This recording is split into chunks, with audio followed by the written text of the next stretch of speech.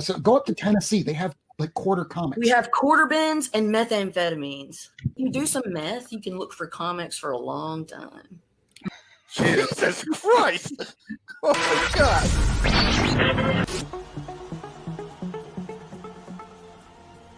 For more than a century, comic books, television, and movies have existed. Each separate, broken, with their gatekeepers. No!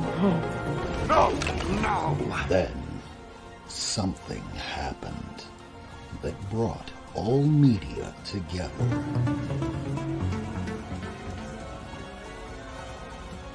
The internet brings comic fans around the world into one comic community.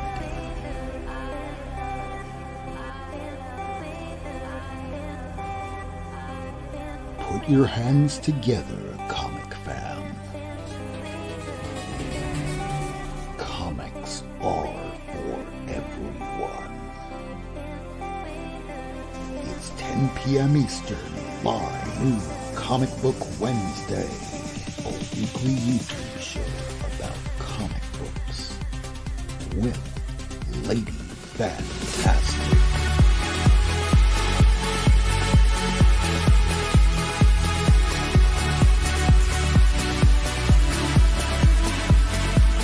Comics on the mind.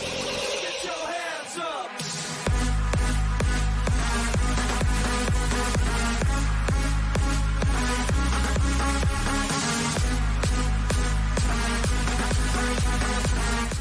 Miracle Man.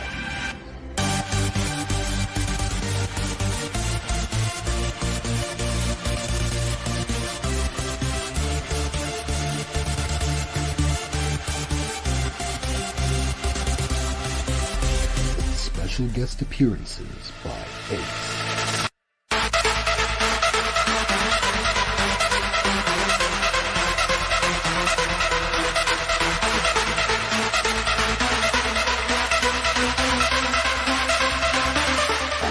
Your host, Not Near Mint.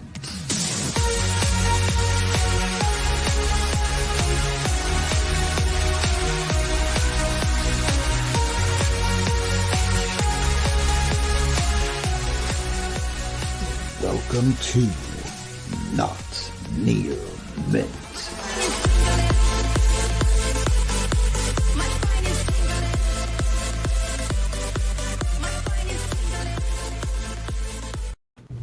Welcome to a new episode of Not Near Mint. We have a huge show packed for you. We have the creators of Stray Dogs. We have with us tonight. Well, why don't I just bring everybody in right now? Hello, Tony Fleecs and Trish Forstner and crew. Hello. Hey, gang. Hello.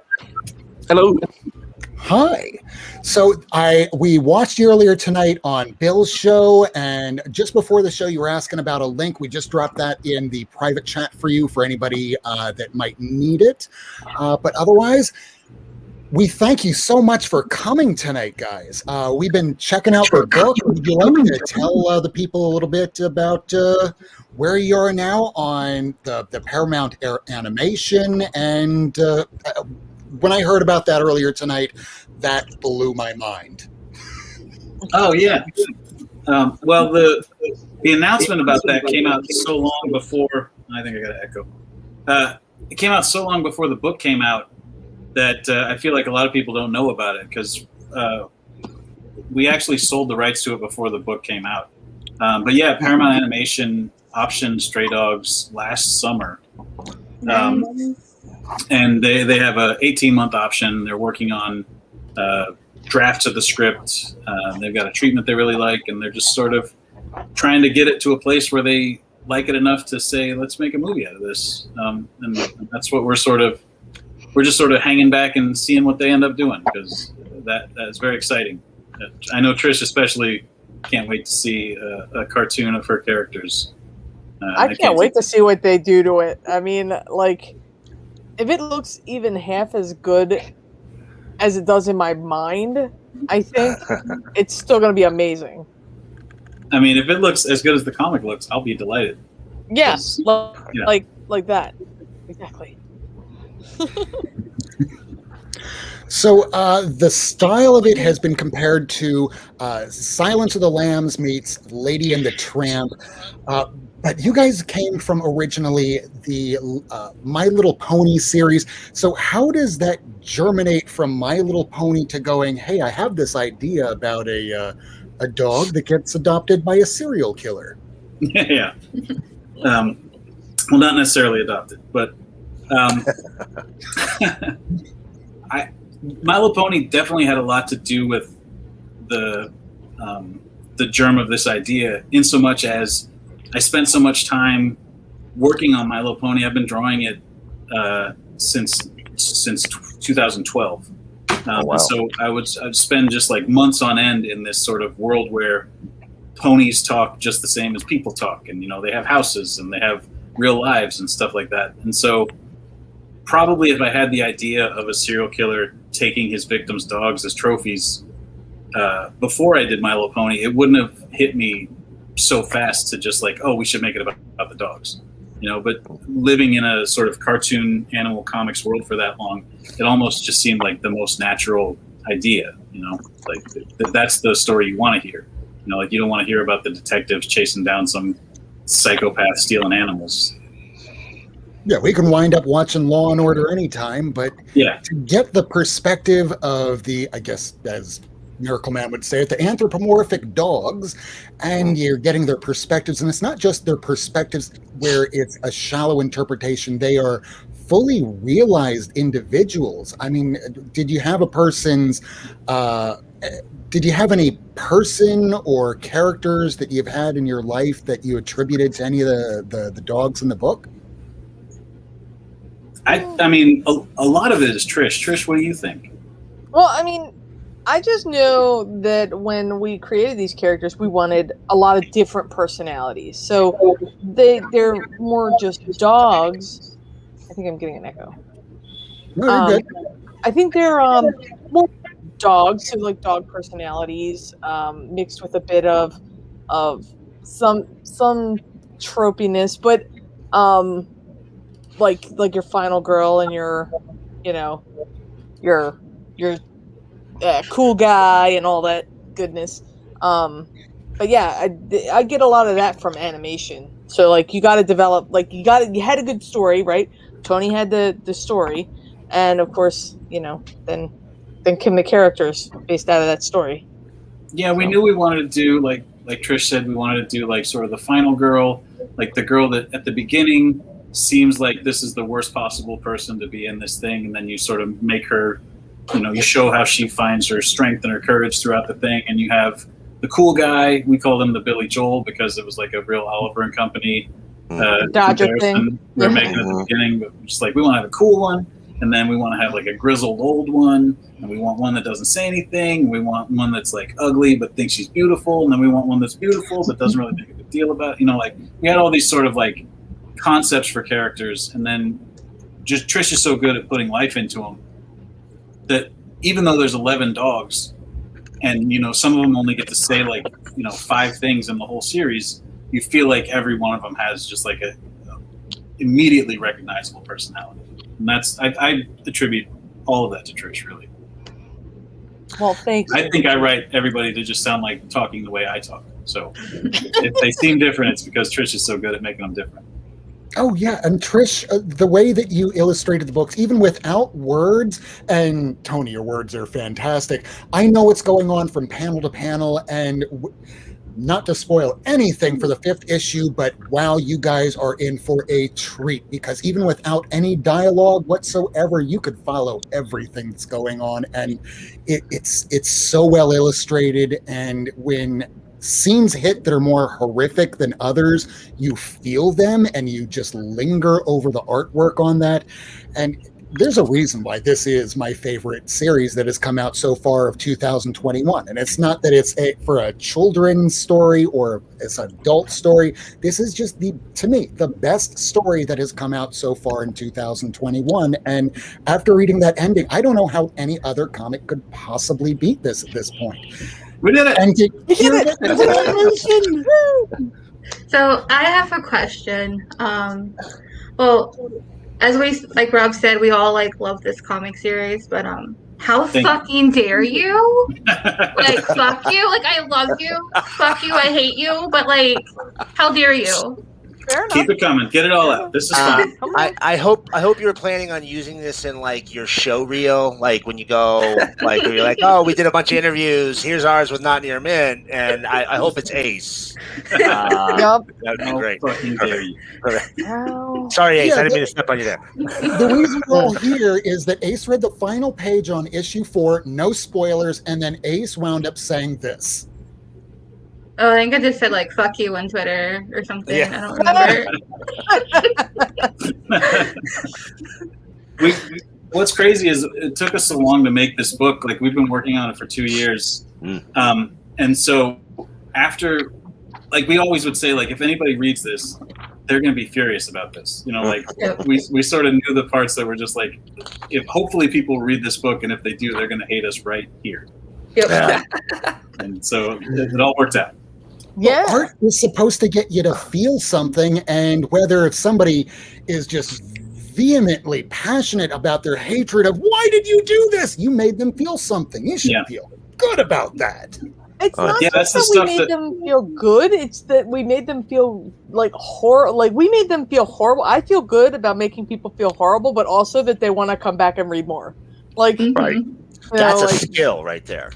I've That's never experienced this in my career that people want to keep coming back. But yeah, it's been really cool. Those are the stories that you remember. You know, the ones that you go back to, or that you just like always make a real impact. It's not the ones where you're like that was fine. It's the ones where like that infuriated me, or that broke my heart. You know, like you remember the end of Y the Last Man, or you remember like Pride of Baghdad. I guess these are all Brian K. Vaughan books. I think Brian K. Vaughan is very good at writing. But you know, like the ones that really stick it in and break it off are the ones where you just like that. At least me personally, that I always think about like how much that affected me, or how I felt reading that. You know, you had said earlier about the.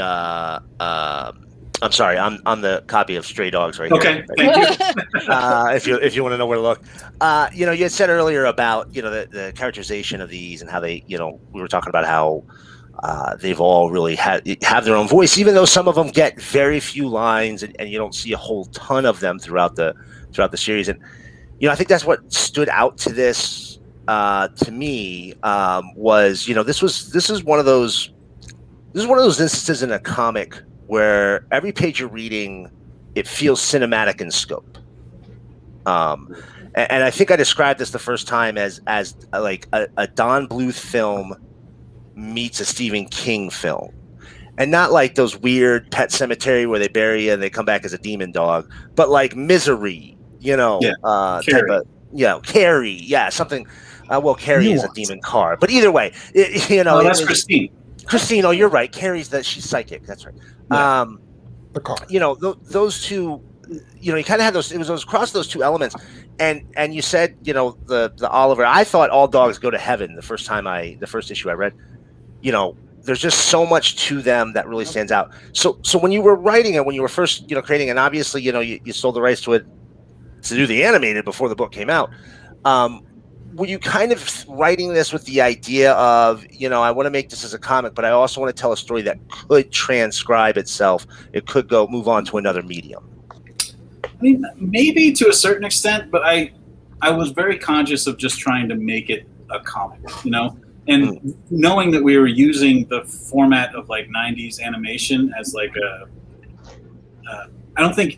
people have done books that have looked like animated cartoons before, sure. But sort of like using it for this purpose of these are these dogs that you recognize, not like we're ripping off dog designs or anything, but just like when you look at it, you get the feeling of that 90s animation. Mm-hmm. And so I feel like when people say it feels like a movie or it feels cinematic, it's because of that, because we're like, we wanted it to look like a movie. But all the tricks and stuff that we pull are all comic book tricks. It's all jumps on the page turn, ask a question at the end of the page, and then divert the answer at the beginning of the next page, or that type of stuff. Can I ask you a question? So how did it dawn upon you to say, I'm going to tell a story from a dog's perspective? Well, yeah, I mean, that's like we said earlier, that's when I had the idea. I thought of a serial killer that took people's dogs as trophies and then having just all these dogs. And then I just sort of like quickly thought about all the perspectives you could tell that from. And because I'd worked in children's comics and My Little Pony for so long, it really quickly came to me that like, oh, this would be cool told from the perspective of dogs. So it was just like thinking of like, what's the, who's the most vulnerable, and like who would you want to see this story told from the most, you know, like, and all the other people in the story, I wouldn't want to see the story necessarily, you know, like if it was told from the killer's perspective, it'd just be grisly, and the cops, I feel like that's sort of boring. And like you have these dogs and these, like I knew when I knew Trish was going to draw it, I knew how cute these dogs were going to be, and that you just want to be with them as much as possible. And so like that was the really the only way that I wanted to tell the story. It's kind of like telling a background story that's better than what the main story would have been in like a novel. You know, we've all read those stories where, you know, it's not saying anything about Stephen King. I have every book he's ever written, but you know, we've read the miseries, we've read those types of stories that are told from the perspective of the victims or the killer. This is the story that's going on behind the scenes, or kind of in some ways after the story, and it's probably more compelling than the main story itself ever could be. Yeah, I don't know if it would be more compelling, but like think of like Silence of the Lambs if it was told from Precious's perspective, you know? Right. Mm-hmm. She just lives in this house with this guy that's always sewing, and sometimes he leaves, and then a lady shows up and she's nice, but you know, like, but she's always crying, you know, like that's interesting to me, obviously. Yeah, absolutely. And the play on memory that they can only really remember about 2 weeks or so, and after that they might remember pieces here and there. There's so much room that can be played in with just those rules of that world. Yeah, and I think we capitalize on that a few times through the series. We kind of hit on that, and what I love about these characters is that they're dogs. You know, they have dog memories. They have, you know, they're in their own routines. Some of them aren't even focused on what's going on. You know, they're doing dog stuff in the background. You know, that's kind of like my jam. Yeah, I love the idea of writing it, of having characters in the story that did not care about the story. You know, like if you've ever been in a dog park or like around a bunch of different dogs, like they're not all of one mind. There's, you know, like some people are over here goofing off, digging holes and stuff. And I like the idea of having them be dogs real enough that like, even if there's a big thing going on, you know, other Henry comes in and goes like, oh, I think I know what happened to that toy, you know? So I think like one thing that it makes sense that people would get like a super attachment to is that, you know, I don't really give much of a shit about humans getting killed in a comic just because it's just like same shit, different day. But like, man, when you bring pets into it, it gets like a whole new serious, like a whole new level of emotional connection and like, oh, dude, you just don't do that. So I think that was really ingenious, you know, because you're automatically bringing things up a whole new level walking into the door because it's pets, bro. Yeah. Like, people. Yeah, you're automatically invested. Like you automatically feel something. Maybe that was a trick. I don't know, but you wouldn't exactly care if it was a house full of people with amnesia.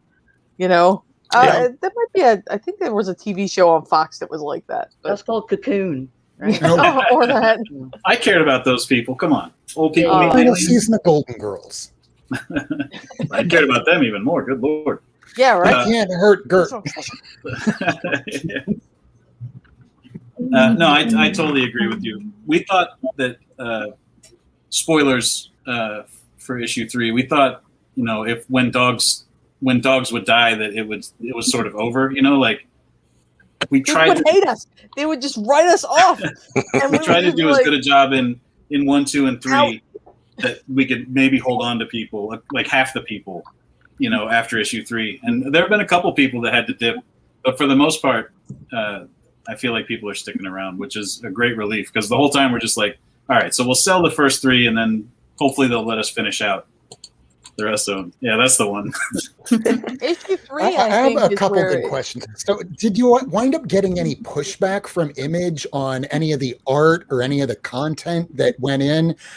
And I'm specifically referring to issue 4. Yeah. No, I mean, we told them, or I told them when I spoke to Eric Stevenson in person at Comic-Con 2019. That's when we pitched the book to him.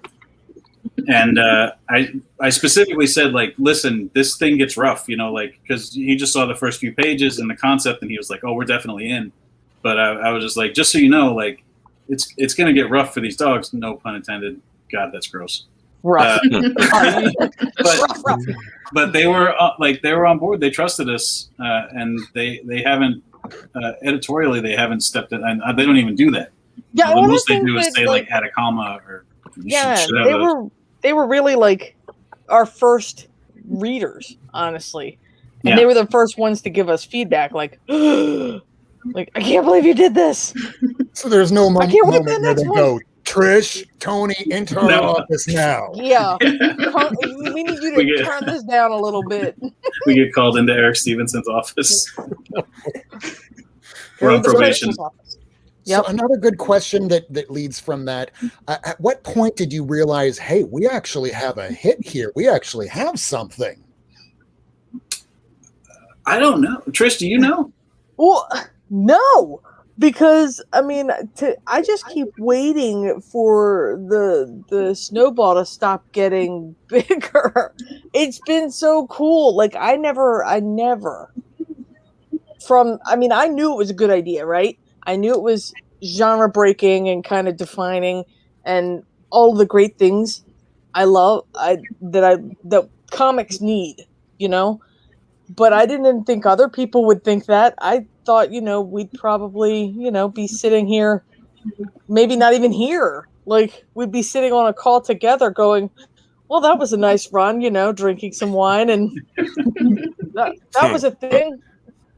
But it's been so cool.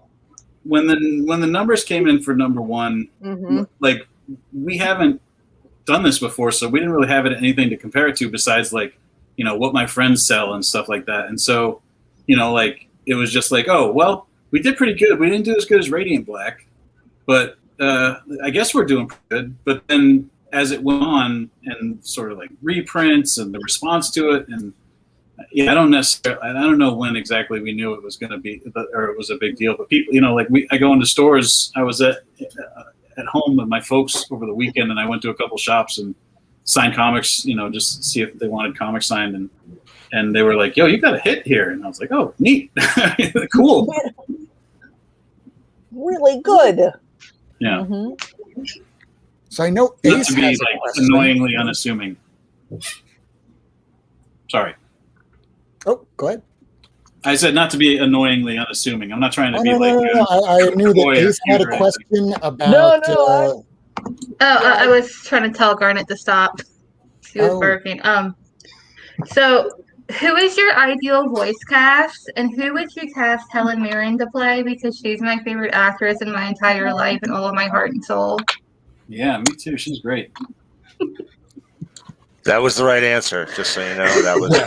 There was only one answer there. They say there's no wrong answers in life, but there are, and it's any answer other than that one right there. That statement. Like if you say she's not in it, do you get immediately kicked from the call? Yes.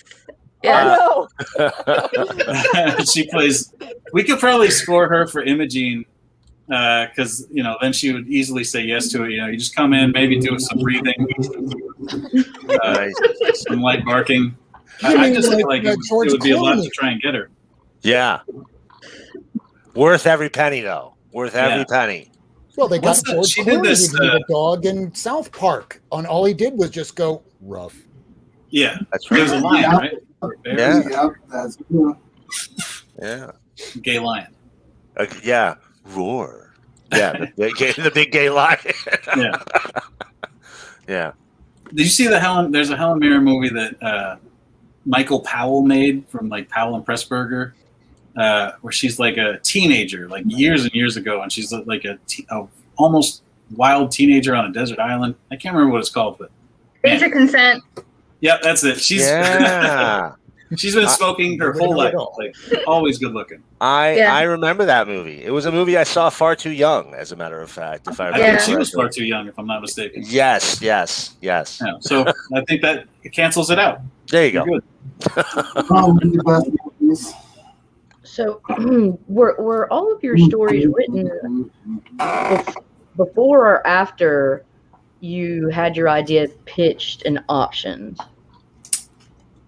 It was all outlined before all of that. It was outlined. Yeah, so the scripts, the way it would work would be I wrote the first script, and then I would do thumbnails of the pages and send those to Tone, who's our layout artist. He would do layouts, and then we send that to Trish. She would do the pencils and inks. We send them the colors. But so after I would finish doing thumbnails on an issue, then I would start writing the next one. And so that's just sort of how the process rolled throughout the whole thing. But the outline was pretty tight, almost completely there. And there were a couple big things that got changed. Like story beats. There were some story beats that changed as we kind of went along, because I didn't think. I know that we had like a different ending in mind at first. We should do a director's cut.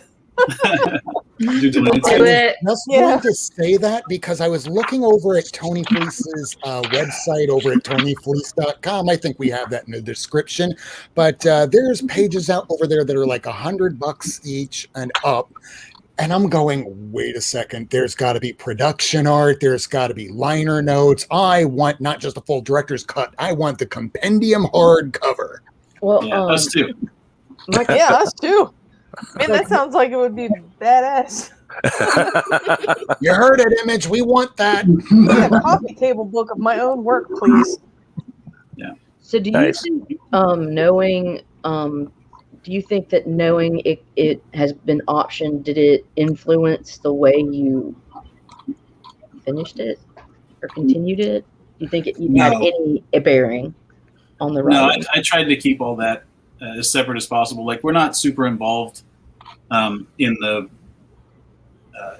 writing of that, or like we just basically gave them the outlines and the scripts and the comics, and sort of as we finished them, we passed them over to those guys. And so I tried to be as separate as possible because I didn't like the idea of I didn't want any influence on our story from over there. And similarly, I didn't want to write it like I hoped that it would be good on a movie screen, or like, well, they would never kill a dog in a movie, stuff like that. So, tried to keep it very separate. Yeah, that was something that you said during Economics and Comics show just prior, that you're a comics person first and foremost, that whether or not this would have been a movie, as great as it is, you're still going to be telling the medium of comic books. And that I always love to hear when somebody does that, gets optioned, and hey, you know what? I still love the comics. So being that you're a comic fan, what did you all like reading growing up? Growing up, nostalgic for you. Oh well, I wasn't really into like comic books when I was really small. I had some. Okay, now don't kick me off your stream. Get her out of here, New York City. Right? Get my rope. But I had like Alvin and the Chipmunks comics, Looney Tunes comics, like stuff that I liked to draw back then, which was like. Which was cartoons. I like to draw a lot of cartoons. So I used these comics not only as entertainment, but reference. So, of the characters that I like to draw, there were like, not Looney Tunes, like Disney Afternoon comics, all kinds of good stuff. So, I mean, that's the stuff I used to read when I was younger. Yeah, and I was a big Image Comics kid. They're pretty much the same. I was 13 or 14 when they came out, and that's like the perfect age for Image Comics. It's just like gigantic muscles and guns, and just like my little testosterone-filled, confused mind was blown away by all that stuff. And I feel like they sort of grew up with me. Like as I sort of got smarter, they got smarter.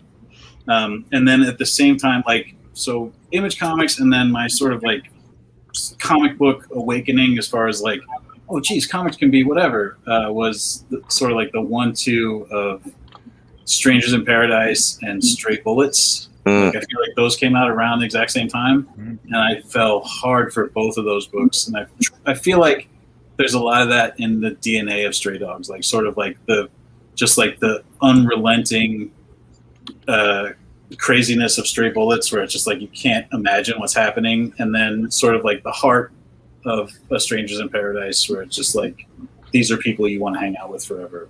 Hopefully that I was able to put some of that into this, because that's sort of what my that. I feel like that's what like my mom and dad, like that. That's what made me. I don't suppose that now, after all this success, that perhaps Marvel or DC has been hinting around at Lockjaw and the Avengers pets and DC super pets. Yeah, like, can I just get on like crypto as fast as possible? Yeah. Comics Dog Lady. Yeah, I'm a Comics Dog Lady. We haven't heard anything yet. I feel like comics editors are so busy making comics that, like, I did a cover recently for Marvel. And when I was emailing with the editor, I was like, oh, hey, here's my new Image book. And I feel like everybody's heard about it. She was just like, oh, cool. All right, I'll try and give it a look. Like, I had no idea. Oh, all right. Do you guys have much to do with the animation that's coming from it, or? No. We're like, consultants. Yeah, our contract says consultants. And that's how much powers does that really give you? Zero, probably. Not a lot. But yeah, I mean, the way they talk... Oh, go ahead. The way they talk about it is that they want to be pretty faithful. Like they like the thing that we have. They want to make that. So hopefully it'll look like that. It sounds like they want to try and do it in 2D. Like, yeah, it I should really be want the thing that you like. They should. I think that would be really great, because we need that. I think just because we've got the capacity to do all these Pixar type things, it doesn't take away from the great films that were 2D. Like, shit, Fantasia was 2D, bruh. The idea was that this would give you that, like, warm hug of nostalgia. Yeah. And then punch you in the stomach and take all your lunch money. Yeah. Yeah, you're not going to get nostalgia from Toy Story kind of animation, even though we grew up on Toy Story animation. I grew up on Don Bluth. That is nostalgia to me. I love the cognitive dissonance of having something very Disney looking with the actual theme of, oh shit, there's a serial killer and these are their trophies. This is great. Yes. That juxtaposition makes me so happy. Yeah. Who's done that? Nobody's done that, really. Like, we've had Bebe's Kids and we've had like Afro Samurai, but like this is good. Yeah, I think they do it in anime a lot too. Like anime, but that's like, so that's a thing. This is an anime. Yeah. Oh, that's get out of here. We're talking dogs. No, they will get you. Definitely part of trying to do a cartoony book that felt scary and felt like made you feel like it was real. Comes out of sort of my insecurity, just being somebody who draws cartoony, and sort of like the corner that you're shoved into when that's how you do. Like there's not, they don't look for you for every book, and there's sort of like you couldn't do a horror book like that, or you couldn't do like a Watch Me action book. Yeah. And it's like if I was going to do it, nobody was going to hire me to do it. I would have to figure out how to do that myself. I do My Little Pony. I do Stray Dogs. What do you want? Exactly. That's a good question. By myself, I mean ourself, of course. The layout artist Tone Rodriguez. Where did you come about finding him to start working on layouts for the book? So he's one of my best friends, and we used to work together in a studio, like in a physical space together, actually next door to my house. He lived in that house since he was born, and there was a garage out back that they like transformed into a studio space when he started making comics. And so me and him and my buddy Chris Moreno and a bunch of other people, Chris Burnham, Mark Dos Santos, would go over there and just draw comics in this garage. And then about 6 years ago, I guess, maybe more now, he moved away. But I loved working with him so much that anytime I would do a project, I would try and find some way to still have him be involved. And with this one, and I did another book called Time Shopper, both with newer artists that hadn't done a lot of sequential stuff. And so having Tone there to sort of act as like a bridge, you know, like I knew Trish could draw the crap out of these dogs and give them character and action and emotion and stuff. But like, I didn't know if she could do perspective or, you know, draw what a house, you know, like all that stuff. And so I sort of have Tone do a little bit of that heavy lifting, and then Trish can just show up and draw the crap out of these dogs, just sort of like do what she's great at without having to, emotions, without having to spend time worrying about like, you know, 3-point perspective. Details, yeah. You think that's a fair description of it, Trish? Yeah. I mean, I still learned a heck of a lot through the whole process too. I mean, like this is, you know, for all intents and purposes, this is my first kind of book, you know. I mean, I did My Little Pony stuff, but that's not mine, you know. This is like my first thing. So, you know, having someone teach me so much, and he didn't even really talk to me. Do you feel like you got pushed into the deep end of a pool and you're just kind of like looking around? Yeah, at least I could tread water, you know. I was okay. Yeah, it was immersive. Tony wouldn't let me drown. Tony wouldn't let me drown. I remember when we sent you the first page, it had like a photo back. The first page of the book is like you see like a mini mall that has a veterinarian in it. And Yes. Trish just writes, she texts me and she goes like, "Wait, am I supposed to draw all these buildings too?" And I was like, "Yeah, we're gonna do a comic." Well, I didn't know if I was supposed to, you know, how hard I was supposed to go at the detail, because for animation, backgrounds aren't exactly the most detailed. Well, there's layovers and shit. Yeah, they get the painted sort of stuff. Like early Bambi was just so multi-layered in all of their watercolor backgrounds and shit. And we incorporated a lot of that feeling into the backgrounds for these too. That's another kind of tick in the. This is taking you back to a simpler time in your life when animation, you know, was great and less complicated.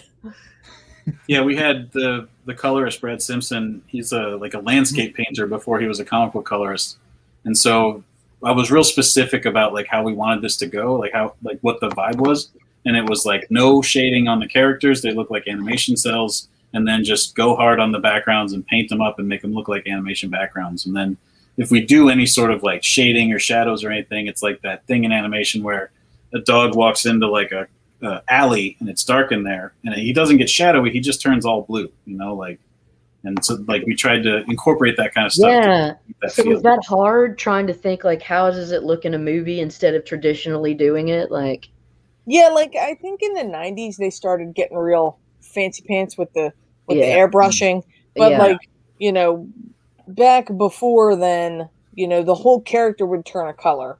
So if the background, you know, had a lot of red in it, then the character would be shades of red, like overlaid over their color.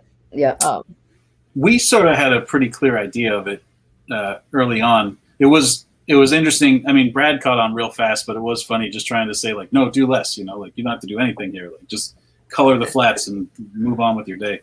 All right, this is the question I have for both of you.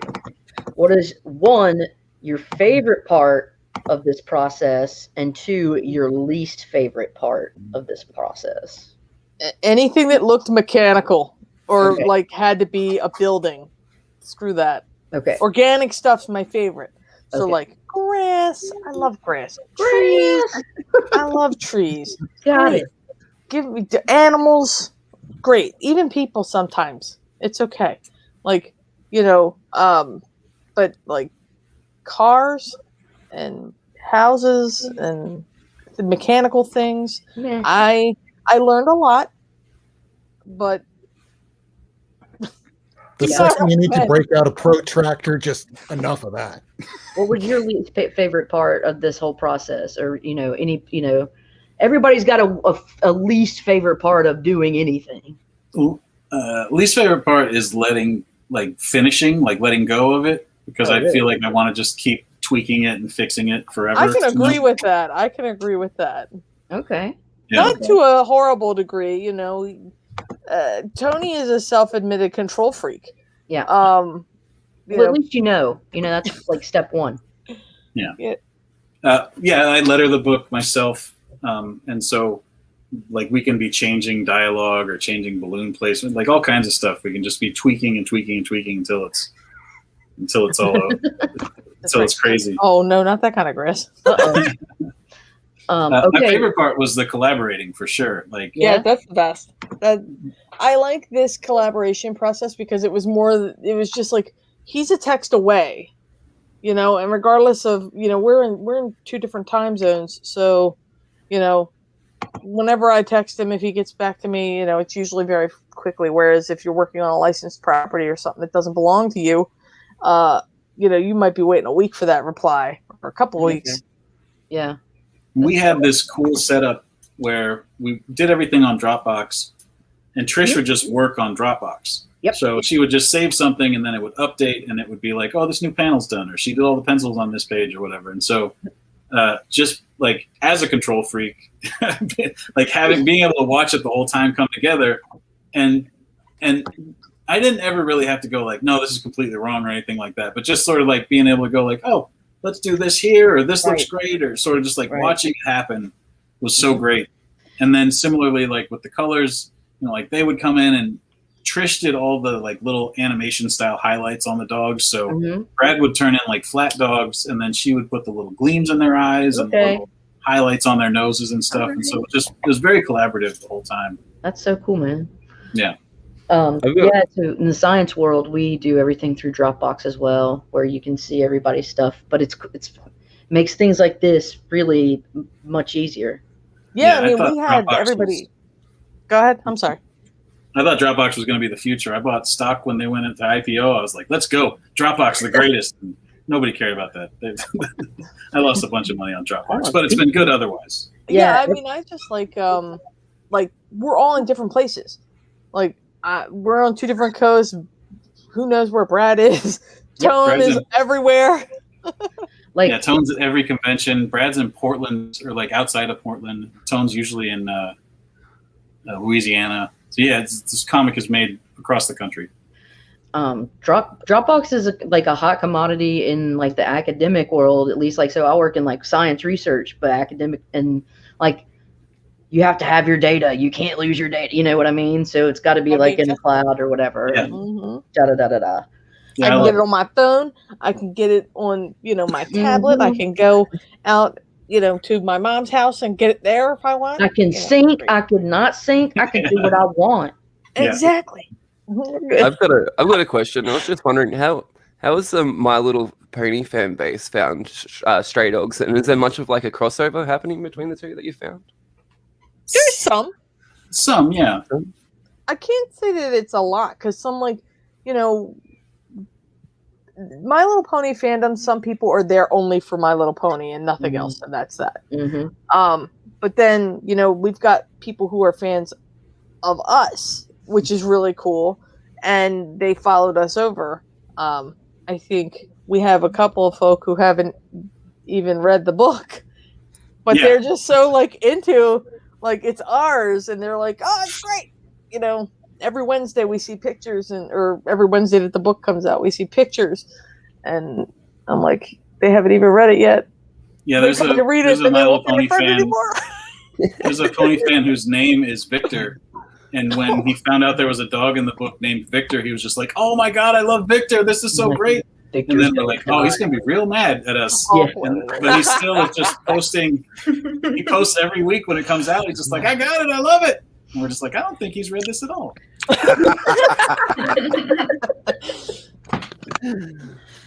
Did you guys like as kids or young people have like any favorite comics or stories yourself, like, or cartoons that you were like religiously dedicated to, or any mid-90s TV or cartoon show that was on, like, you know, silly things, Tiny Toons, Animaniacs, that stuff, back in the in the 80s and 90s, you know, any Disney film, any Don Bluth film, you know, just give them all to me.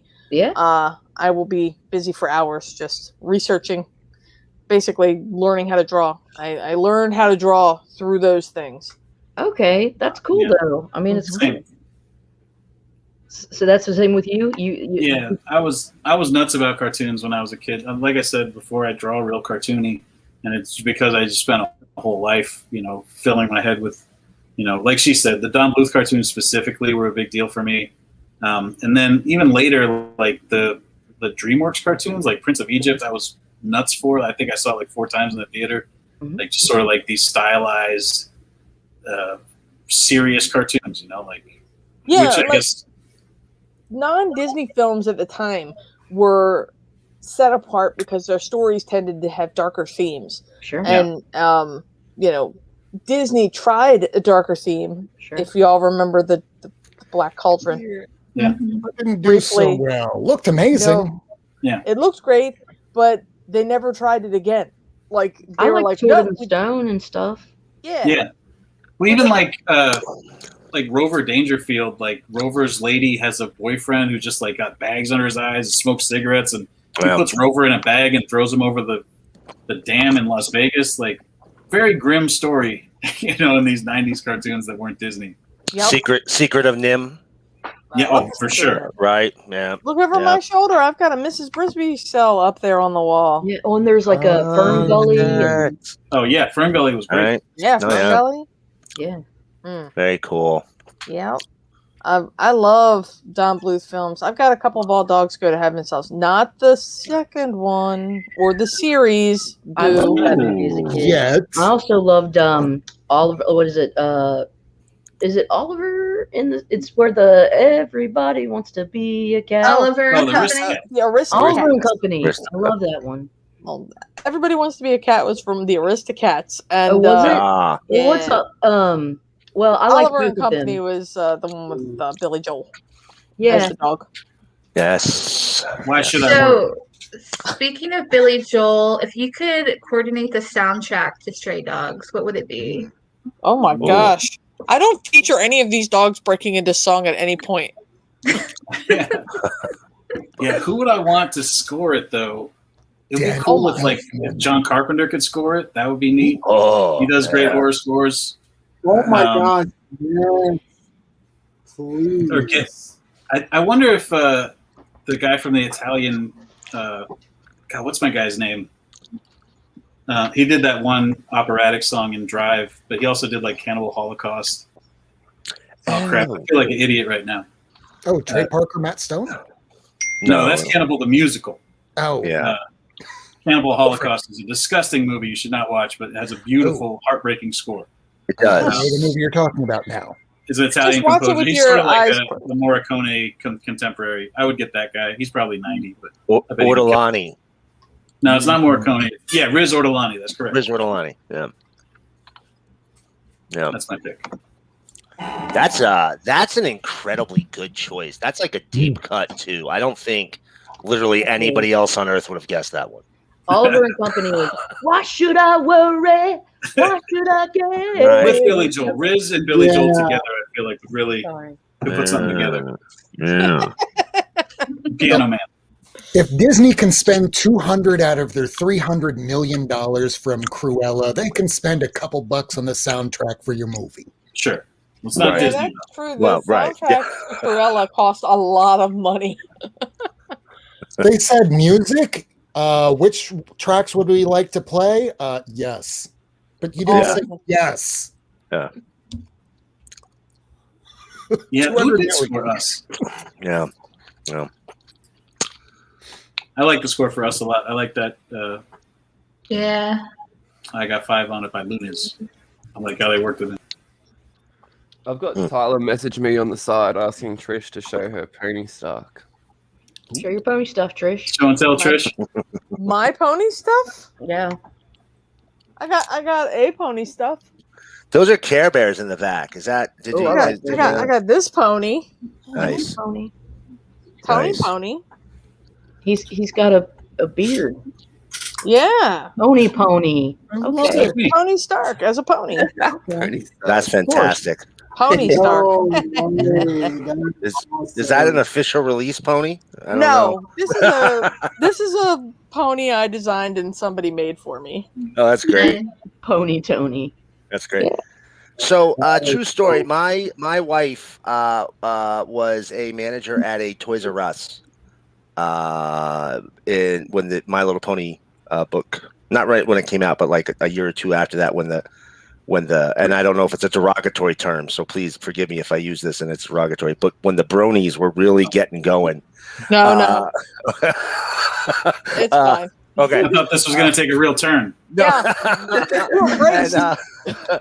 And, I remember when the initial Friendship is Magic came out, and that first issue, I think they had like 38 printings, and each printing had 27 I mean, it was a ridiculous number of printings. It was a ridiculous number of covers, and I remember thinking at the time, I guess this is really a thing, and I was really kind of surprised. But when those fans come in, they're a certain kind of fan, and they're very focused on the fandom. Some of them you might even call eccentric. His name was Victor. He probably cleaned you out. So all that being said, can you? I'm sure you've met some of those fans. Do you want to meet that same kind of fan if they were fans of Stray Dogs? If they were that kind of into Stray Dogs as the bronies are into My Little Pony, would you want to? Would it be like the people who like Rorschach? That would be cool. Do you think so? Yeah, for sure. I mean, I guess part of me would be scared that they were murderers. Yeah. But a lot of our hardcores, the people that really like it the most, are exactly what we hope for. They're just like readers who love true crime. Can we walk dogs with you? Like, there's not better people than that, as far as I can tell. That's exactly what we wanted. I hear comic writers say that, like, the stuff that you put out there, you're sort of like picking your own readers, like you're picking the people that are going to follow your stuff. And so, like, the people who read Stray Dogs so far, like, interacting with them have been exactly what we wanted, Although I thought we were going to have way more furries. And I was hoping for, like, sort of that, the fanaticism of a brony amongst the furry community, but they, walk on all fours, and I think in order that's right. They don't wear clothes. Fans, yeah. Would you say, Rob? In order to have furry fans, I think you would have had to include a sex scene inside Stray Dogs. Would have been not that good. It would not have been missed. And would have been uncomfortable. I don't remember any sex scenes in My Little Pony. To be fair, we don't need it. I don't think it's necessary. Someone's writing it out there. They'll make that up themselves. Yeah. Flash fic. Right. Well, you know what they say about the covers of My Little Pony. I mean, that's a long-standing thing in the comic community. That's true. That is true, right? I mean, that's what they say. I'm not going to say it's true. That's what happens, but that's what do they say about the covers?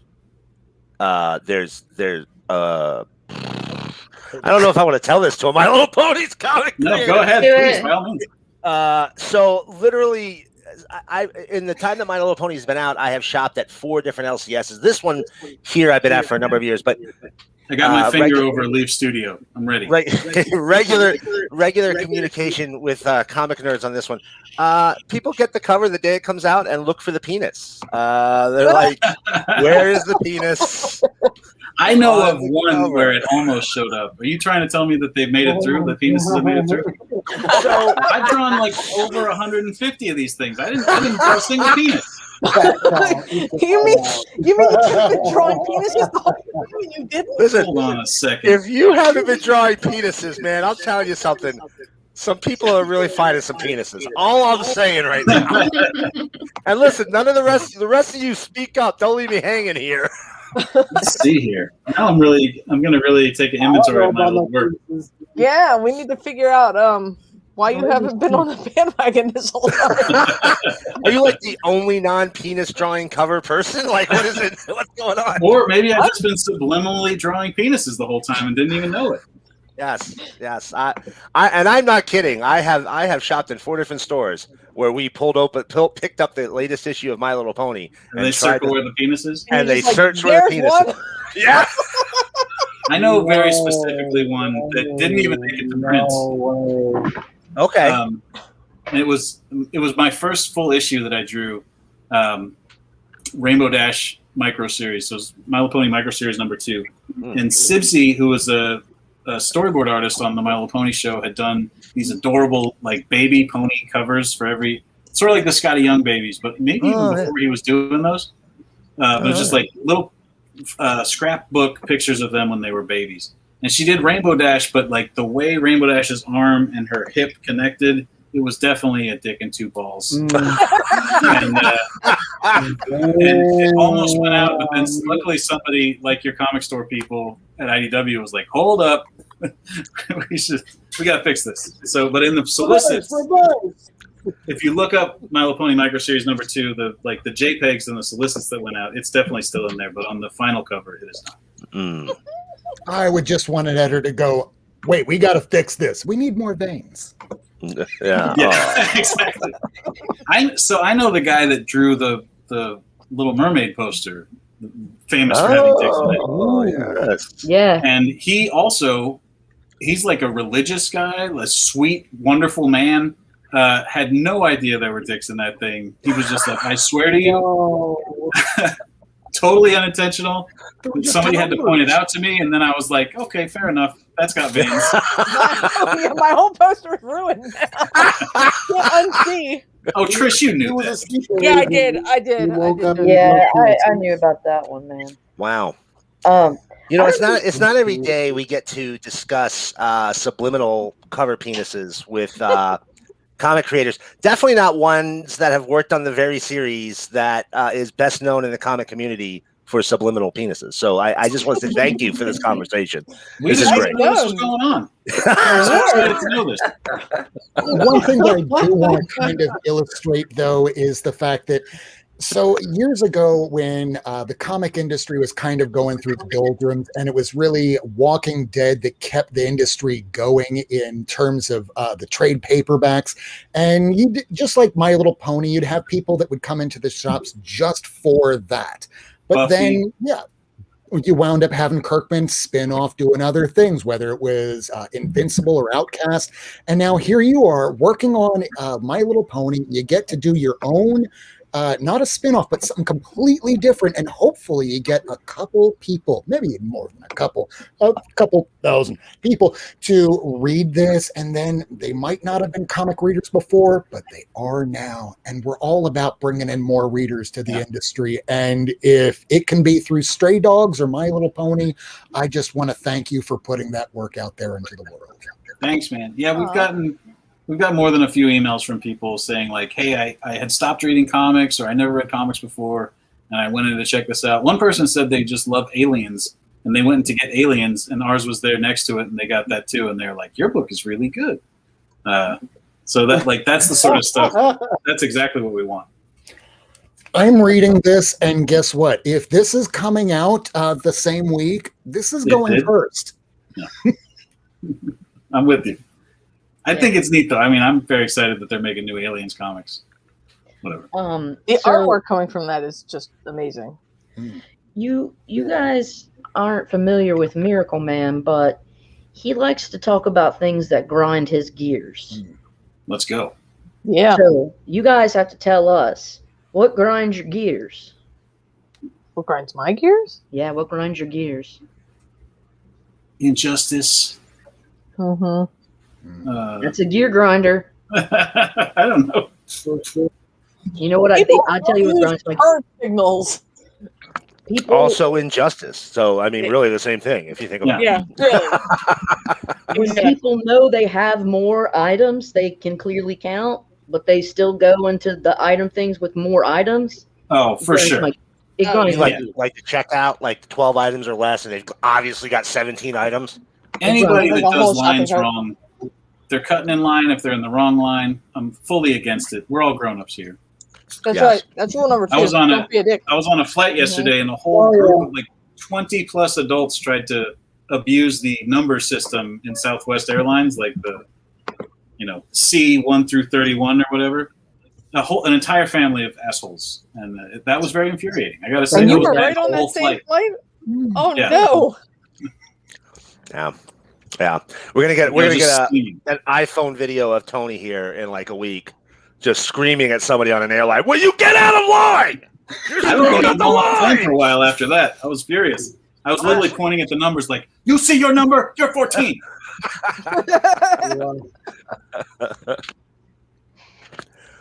Can you read? Yeah. All right. Absolute Venom 13. It wasn't until after we started making this story that I thought of telling Silence of the Lambs from Precious's point of view. So that was not the inspiration for the story, but I definitely thought about it as a Under Precious. Yeah. She loves that guy. I mean, that's sort of. So pretty much last. Oh, go ahead. When you hear stories about, like, Hitler had a dog, or you think about how dogs just love their masters, they love their owners. And Precious is one of those too. Like, she loved Jane Gum, he fed her and she wanted to come around even when he was mean to her and stuff. Like, he loved her too. And so it was just sort of like that, not Silence of the Lambs in particular, but just like that concept of how dogs feel about their owners definitely had a lot to do with the writing of this and the coming up with the concept and stuff. Yeah, they don't care if you're a serial killer, as long as you feed them. Yeah, they love you. Give them that kibble, Serial bro. killer, comic collector.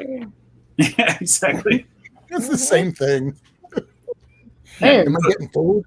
Wrapping stuff in plastic. Hiding it in your life.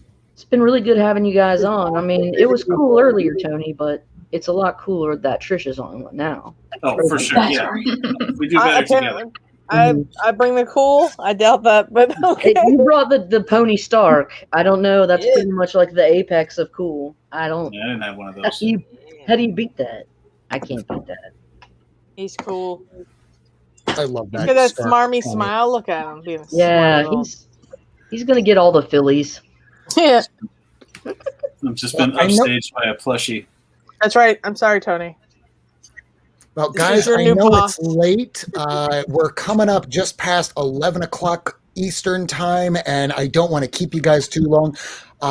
Now that COVID is sort of kind of clearing up in the United States, the states are starting to open. Is there any conventions or any appearances that you might be having upcoming in the future?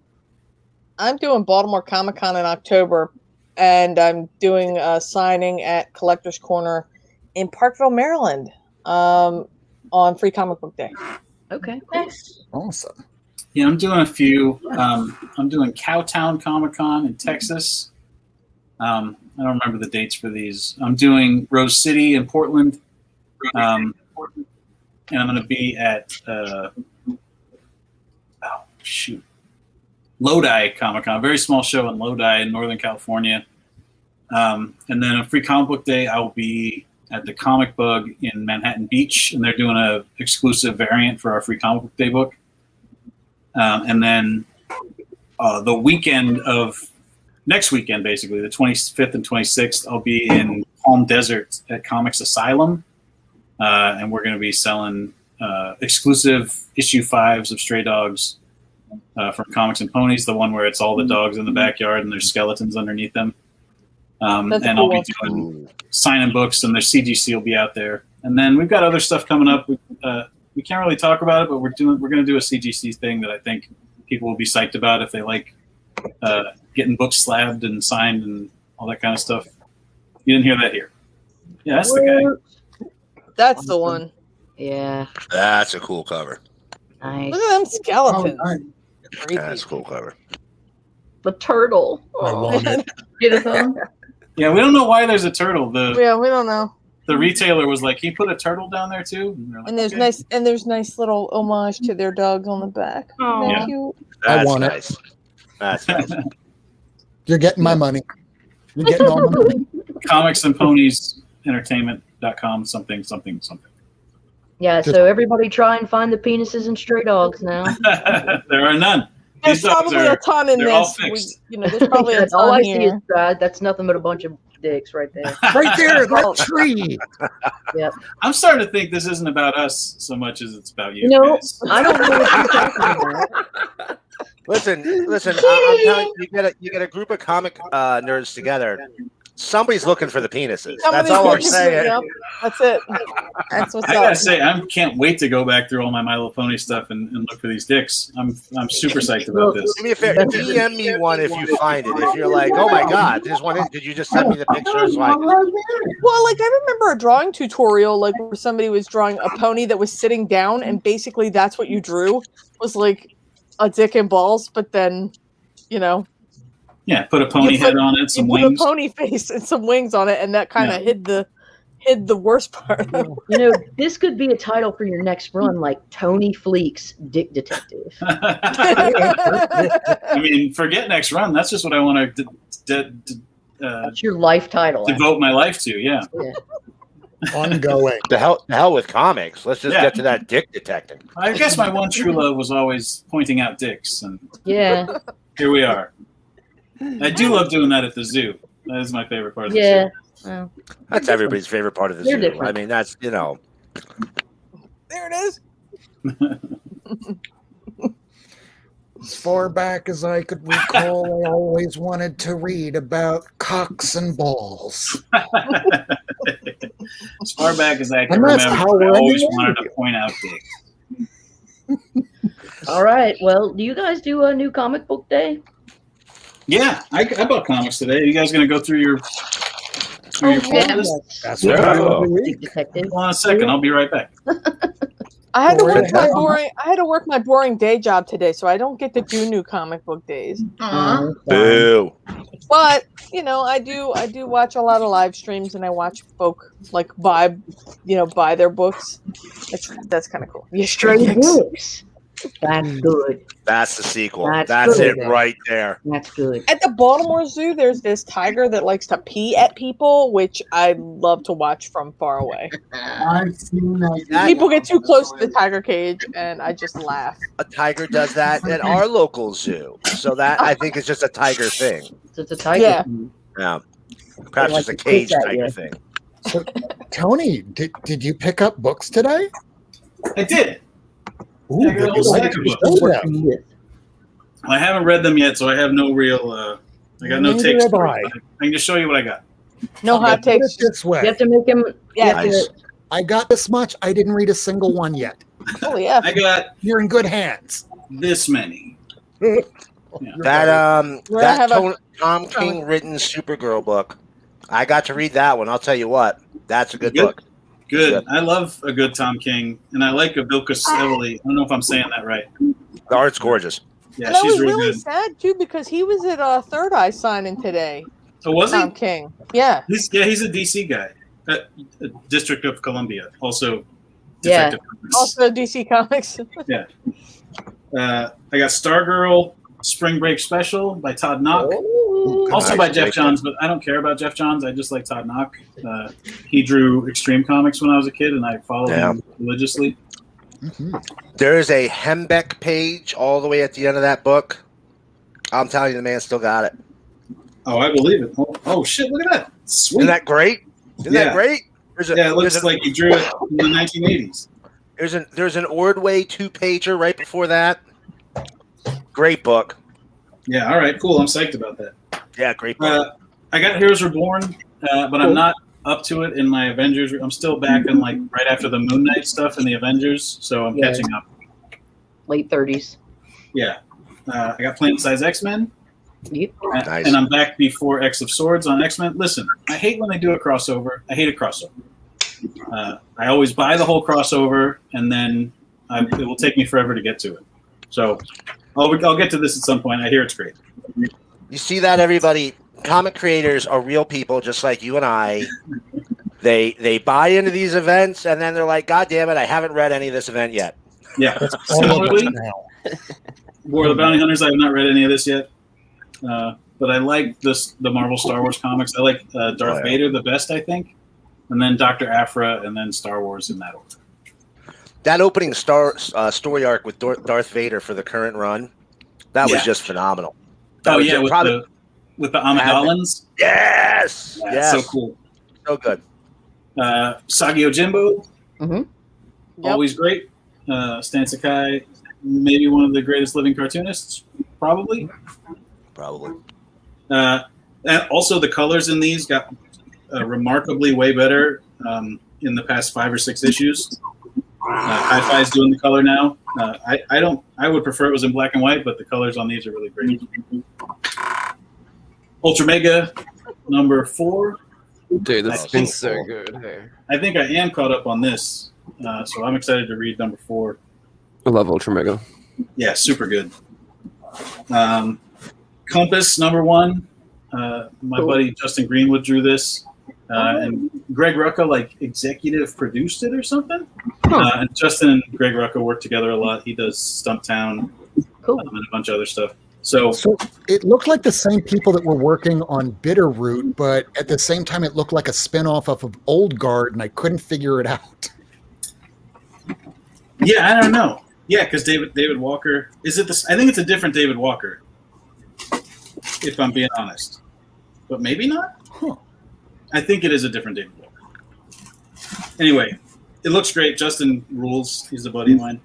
And then these one, not from the shop, but I got in the mail today. Warriors of the Shadow Realm, Weird World, by John Buscema, and now that's cool. Written by somebody's going to beat me to it, Doug Munch. But the real star of the show is this Peter Ledger who painted it. I don't know if you can see it. It's just like gorgeous. Beautiful 1970s, 1980s fantasy painting, but with the lines by John Buscema. I saw it on Cartoonist Kayfabe a couple of weeks ago, and I was just like, I've never even heard of this. So I ordered all 3 of them, and they came in today. Wow. Ooh. Yeah. So it's Epic Illustrated, but it's this 3-part Weird World thing called Warriors of Shadow Realm. I say it looked like an Epic magazine sized. Yeah, they're huge. I'm kind of thinking about maybe getting them bound up, but it's sort of thin, so it would be like a thinner one. Yeah, beautiful. That's it. So we got. Huge. I got this. It's the Good Boy Ashcan from Source Point. Do you guys know about this? No. No. It's is John Wick. Yeah, it's like reverse John Wick. So the human dies and the dog goes on a killing spree. I love it. Yes, please. Yeah. Wow. Is this out yet? No, it's kickstarting right now. If you go to Kickstarter and look for Good Boy comic, it's on there. Tony and I, they hit a stretch goal, so Tony and I are going to do a 2-page story in it. Ooh. And I'm going to do a cover for them. Oh, hell yeah. Nice. For their issue 1.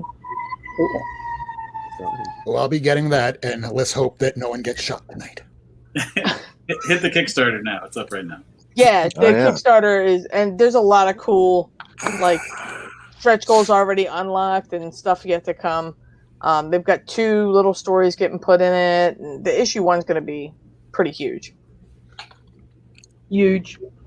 Yeah. Hold on. You know what? I'm pulling that up right now so we can.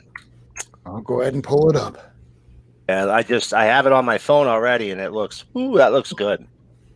It just looks ridiculous. I love it. We need good fun, good non-seriousness in that's what I like in comics anyway. Some non-seriousness, some silliness, and Garrett Gunn writes some pretty interesting books. A lot of anthropomorphized animals and stuff like that. Warcorns is a series he does, and that is Unicorns of War, Combat Unicorns of War. I think that's what it's called. Yeah, it's cool that we're in sort of a wave of adult dog comics right now too. Beast of Burden is back, and this thing, and our thing, and there's a couple other ones. Yeah, there's one called Buddy Coming. That looks good. Yeah. Oh, look at that! Past $30,000. Good for them. Yeah, and it is also a project Kickstarter loves. Oh, good. So it's featured. People are going to pull it up. And it's got 7 days, guys. So anybody out there wants to get their hands on it. Look at all that stuff that's unlocked. We were the $23,000 stretch goal. There we go. Yep. Look at that. Fantastic.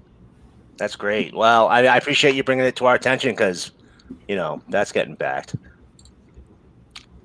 There we go. All right. Yeah. Look at that. I mean, it's just so silly. It's just so silly. That's so awesome. I want that cover so bad. You know, Source Point as absolutely. I didn't know a ton about them, but like in the last year or two, I found myself with an increasing pile of Source Point books. You know, some really great stuff coming out from them. Yeah, I met them. They're super good folks. Like comics people. You know, like you guys are all comics people. You know what that means? It's just like down ass people. Good right. folks. Right. But when you say comics people, I think all of us go, "Oh, that's somebody who actually gets it." Yeah. You know, and so like they get it. Like they're gonna do a book. They're gonna do it the right way. Well, because especially when they're a new publisher or like a smaller publisher, you never know if they're comics people or if they're making media properties people or just people that think that there's money in comics people. You know, like, these are comics people. Right. You can tell by those that use the word IP over and over. Yeah. Right. I won't name any names, but recently, within the last 5 years or so, there was a comic company that was out that they dropped 10 titles on their first day, and they were all like these 5-issue miniseries, and it was a interactive media company dabbling in comics to see what caught on, so they could turn them into movies and television properties, and they fell apart rather quickly because of that. So. You know, you definitely see comics publishing. It's like bad idea. Comics publishing. I have a question I ask every creator while they're on the show, and I'm a huge fan of Jack Kirby, and you know, he once said, "Comic books all break your heart," and I ask every creator, you know, have comics ever broken your heart?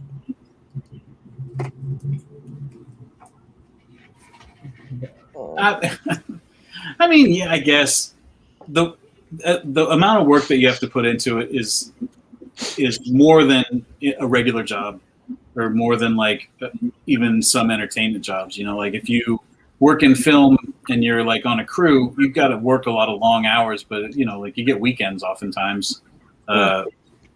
Comics, depending on how you do it, and I go real hard. Yeah, I guess that part of it is sort of heartbreaking. I always think about like getting a job where you have weekends off, you know, like go on vacation. I have one of those. It's not all it's cracked up to be. All right. Well, I mean, yeah, that's the thing is, like, obviously, much respect to Jack Kirby, but he, you know, he came up loving pulp novels, or not pulp novels, like pulp magazines and stuff, and sci-fi. And so to him, making comics was something that he like originated, you know, like to me, comics was my pulp magazine. And so that's what I wanted to make. And so to have my dream job and to have it be going well right now is sort of like, I'm sure it will at some point break my heart, but not yet so far. It's not breaking it right now. Yeah. I can't say it's broken my heart yet. I can only say that, you know, I don't sleep much, so you know, it's broken the rest of you. It's broken my sleep schedule, but other than that, you know, not much else. I mean, if I wasn't drawing comics, for instance, I'd be drawing something else. You know, be it for, you know, myself or just for commissions or whatever. I'd be doing something else.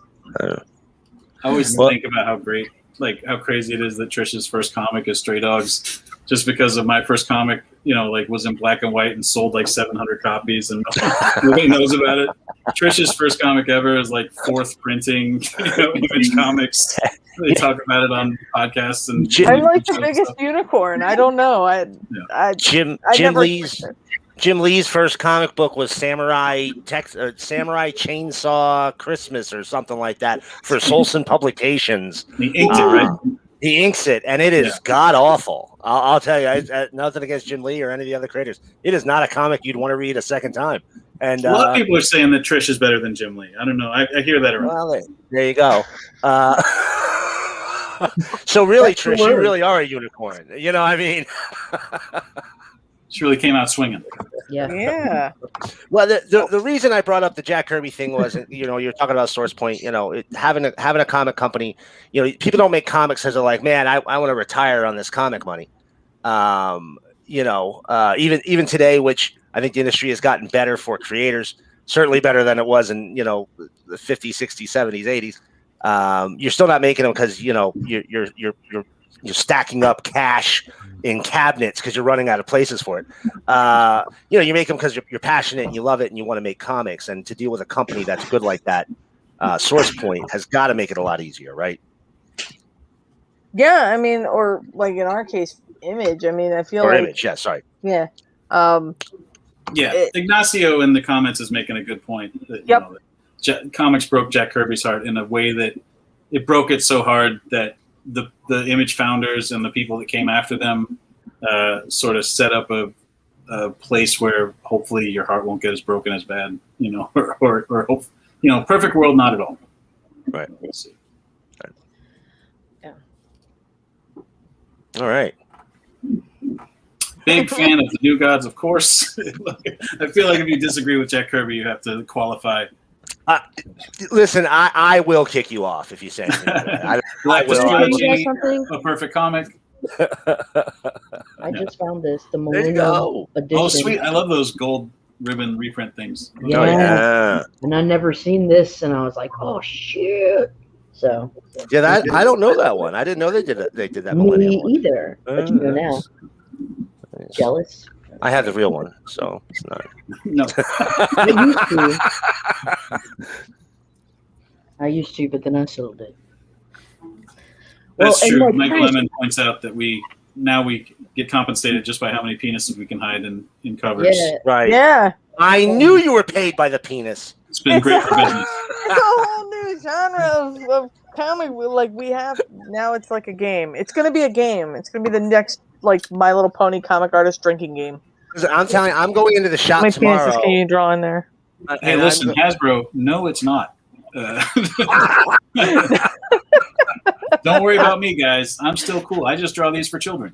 I'm going into the shop tomorrow, and I am playing this video. I'm skip to the penises right here. It's 10:47. There we go. Listen, you've got my Twitter. Just feel free to DM me whenever you find them. I'm interested now. Yeah, we need to see. Like, especially if it's mine. Yeah, my cover, not my. That's I think your phone's ringing. It's Hasbro. I think they want you to answer. Hey, we're done here. We're good. Thank you. I didn't talk to you real bad. We had a good run.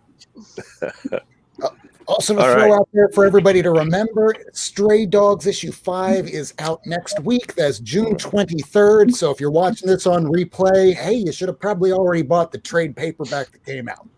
And they've got a sequel coming up called Stray Dicks. No. Oh God, it's not Stray Dicks, people. I promise it's not Stray Dicks. I'm lying. Yeah. I don't think people would be as attached to dicks. Yeah, no. No, they don't. I don't think they would care if they got murdered.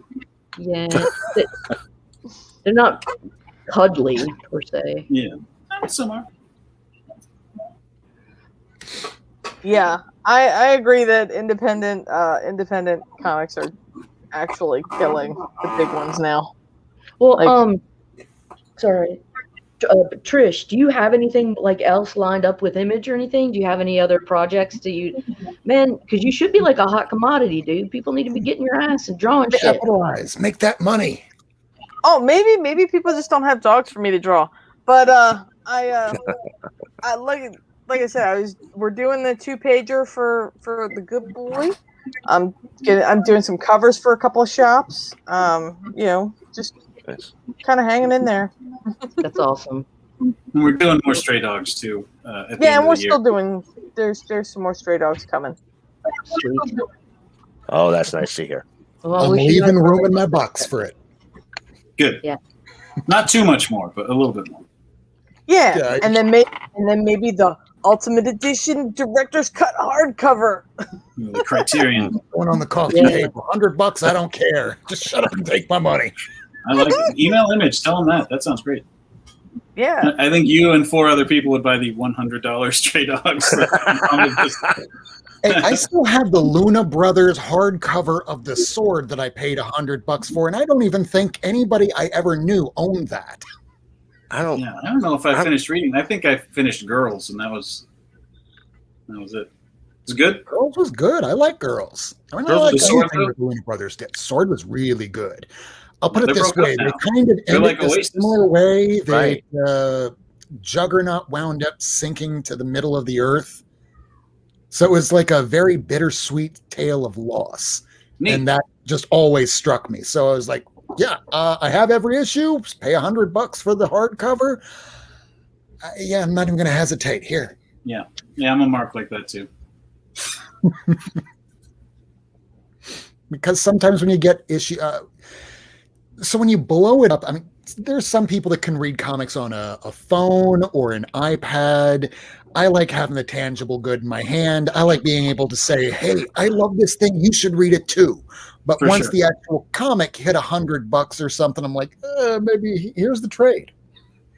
Yeah. Like I feel like for Stray Dogs, the digital, like it doesn't hit as hard because especially if you're only looking at it one page at a time, the 2-page spreads kind of look funny, and then like your page turns aren't as That's true. There's nothing like the genuine article, There's nothing like the real thing.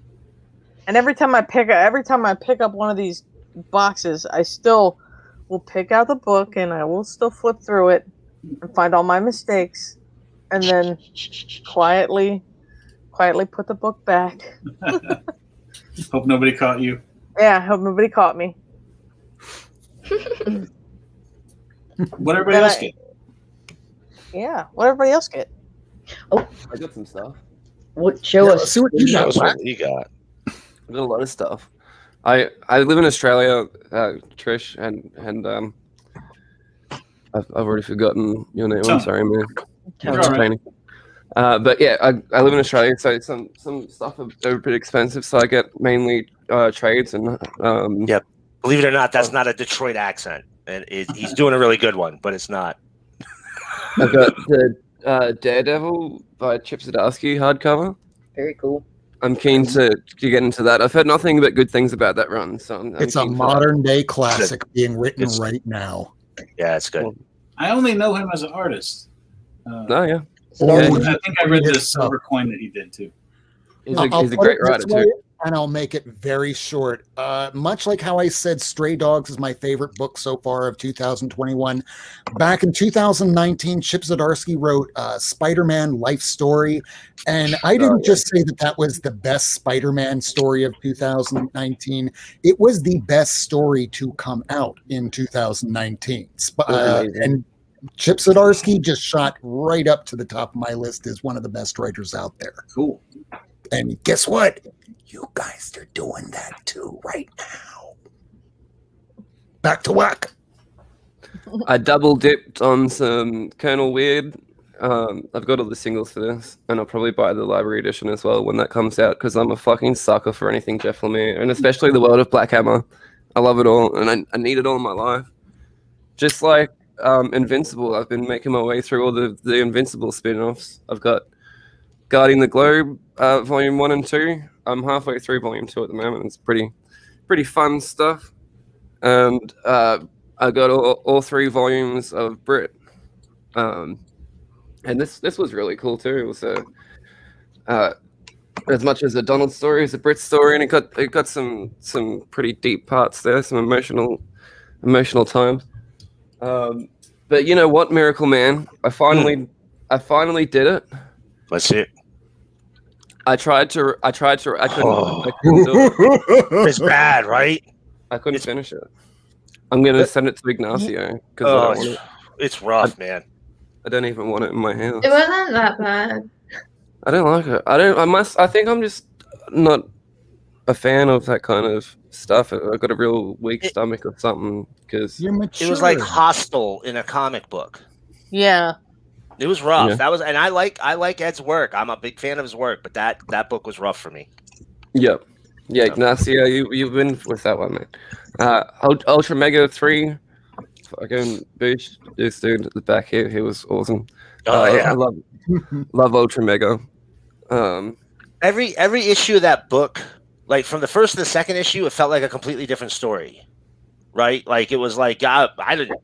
This doesn't even seem like the same thing, you know.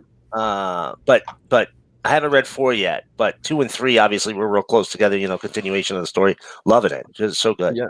Number 1 sort of reminded me of like if they did the whole first arc of Southern Bastards in one big issue, right? You know. Yes. Then you get to the second one and you're just like, oh crap, this is completely different now. Right. Yeah. Is that it, Black? Show us. I've got 5 power issue 12. Nice. I like this one. I've heard some people not loving 5 power as much, but I'm still loving 5 power. I love the art in it. Hey Kirk, I knew that you were getting this one. Sometimes we get comics like slow freighted to us, and it takes us fucking months and months to get something. When did you get this, Kirk? This is issue 4. It was like months ago, right? Kirk's in the chat. Unfortunately. Kirk's gone. He left me. He's the only one that was reading this book. That's a shame. I swear, Kirk and I were the only one reading this ever. But I'll have to message him and ask him because I read it and then I was like, I think I need to read the first 3 issues again because I don't remember shit. You know. Crimson Flower. Issue 1 and 2. This is some Metkin goodness. I really like this. This is like a girl revenging the death of her father, and she's like taking these pills, and it's weird every time she gets into like a fight or a confrontation with someone. People turn into like the way she sees them is demons and stuff like that. You know, so it's pretty different. This was the last issue of Family Tree. And love Family Tree.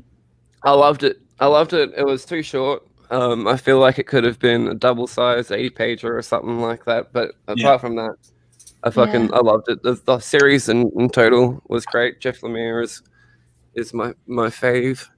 I wanted that one to go on like for another 10 issues. I feel like. I feel like at a certain point they saw where they like the sales were whatever. Or, I don't know. I'll have to ask Hester about it. Because I'm going to see him later this year, but I felt like there was about another 20 issues or something worth of comics in there.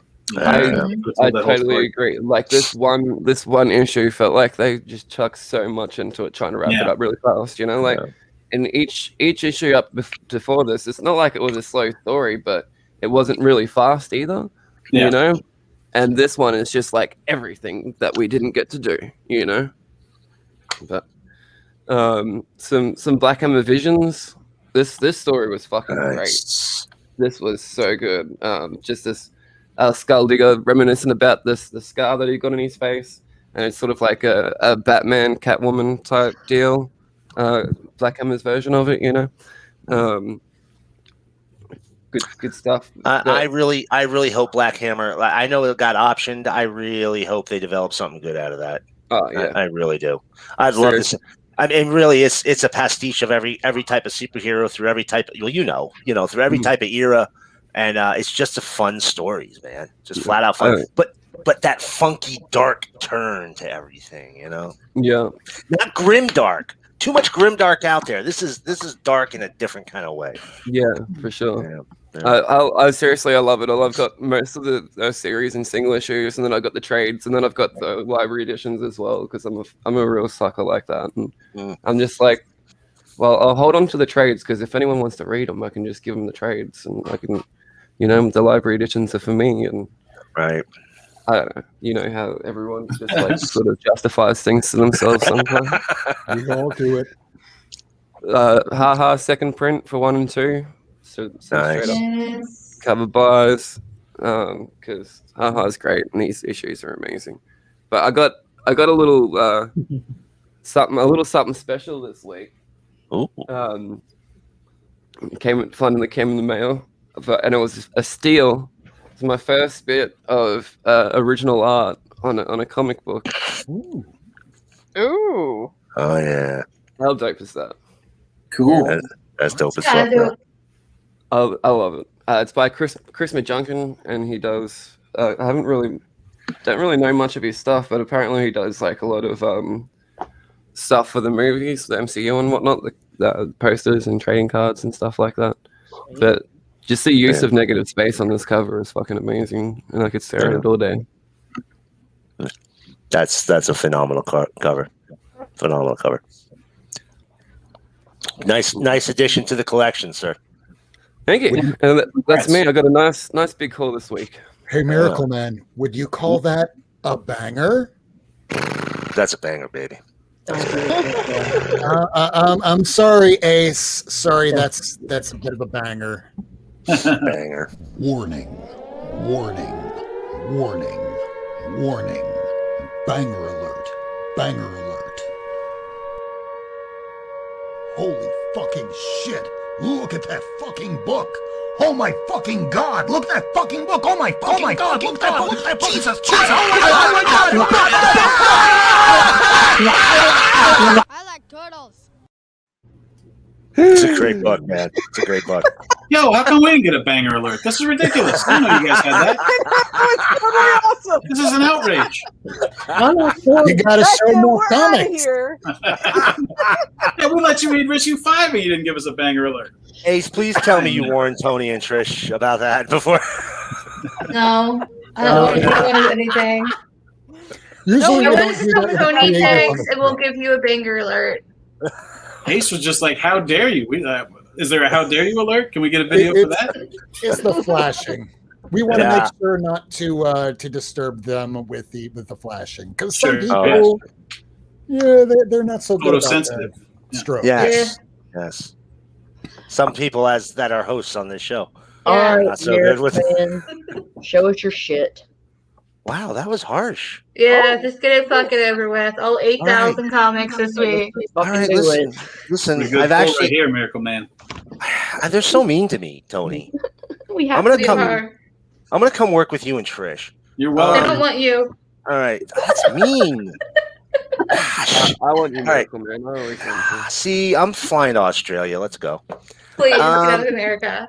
So, we had Peter Rick on the show. Feels like another lifetime ago. When he was doing the Kickstarter for this book, Ghosts Are People Too. It came in, and I don't think I showed it. I think it came in week before last, actually. It's such a cool little book. If you didn't pick it up, I'm very sorry. But it is a super cool book. It's like a ghost version of Little Big Books. Or Little Golden Books. It's so cool that my daughter and my wife, both of who loathe comics is probably too strong a word, but both of which are not fans of comics, both read it. So Have you there's that. considered they don't loathe comics, they just loathe whatever brings you joy? I think that might actually be accurate.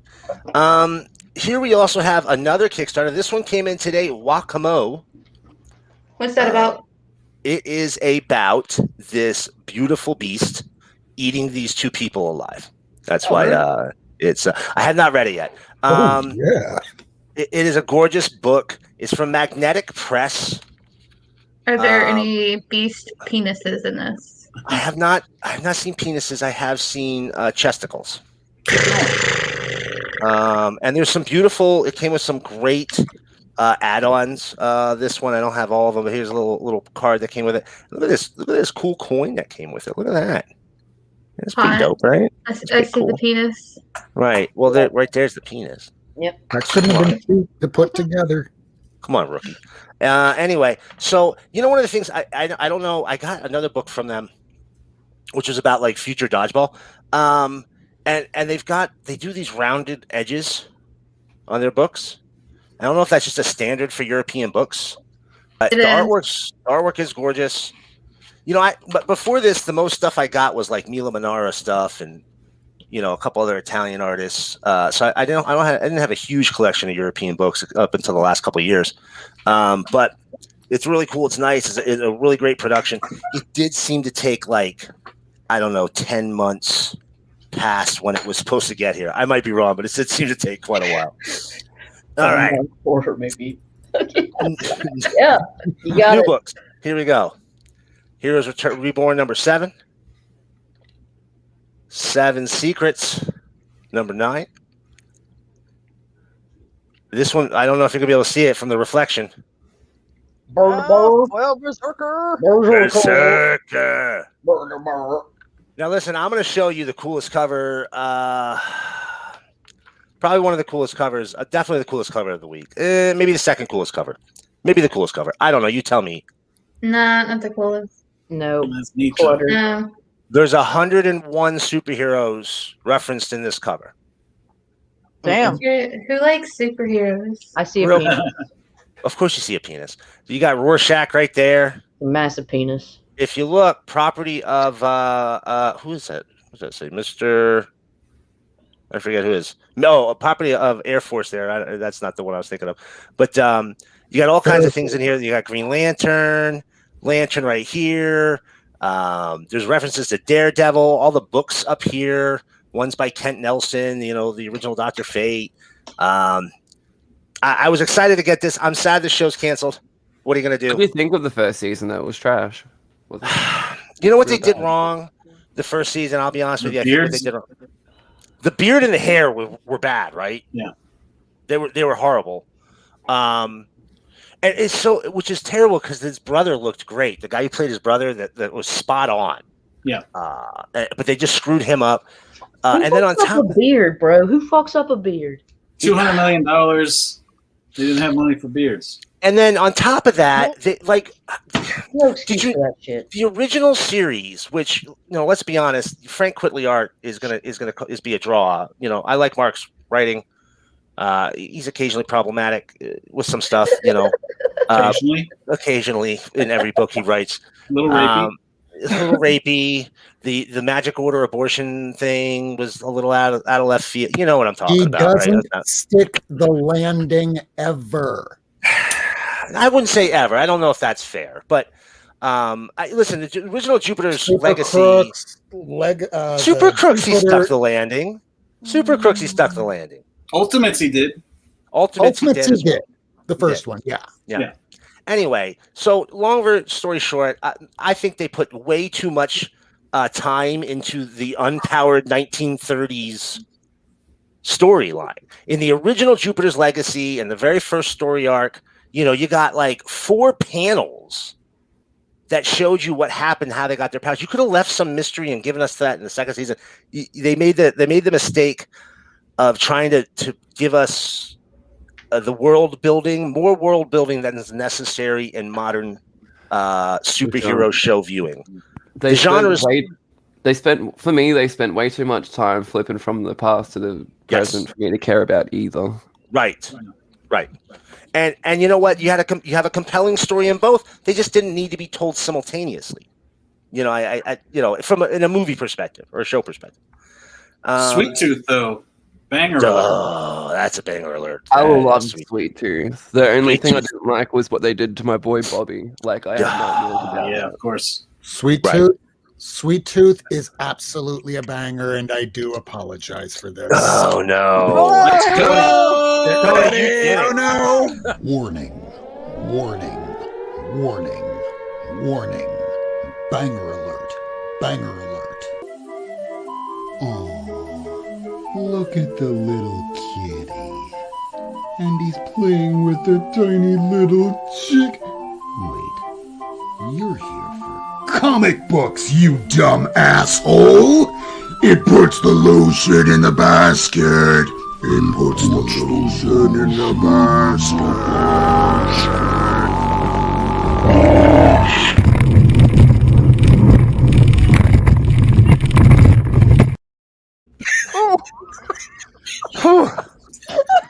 All right. Now I can understand why the warning is there. Yes, that's the one right there. That's the one to warn. That's the better one. I stared at it just a little too long.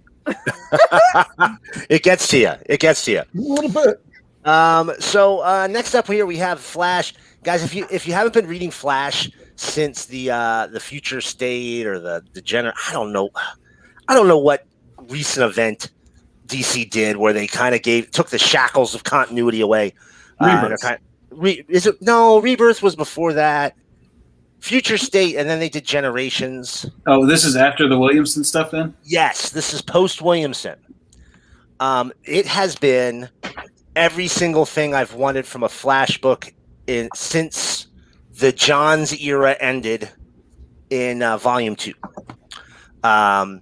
He's traveling through time. He's jumping through into the bodies of speedsters throughout times.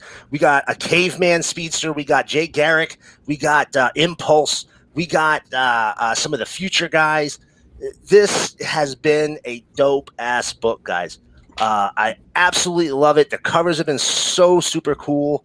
Last issue, we got an appearance by the Golden Age Ray, Happy Terrell, who had the best characterization the character's ever had, and it's a character that's existed, I believe, since 1941.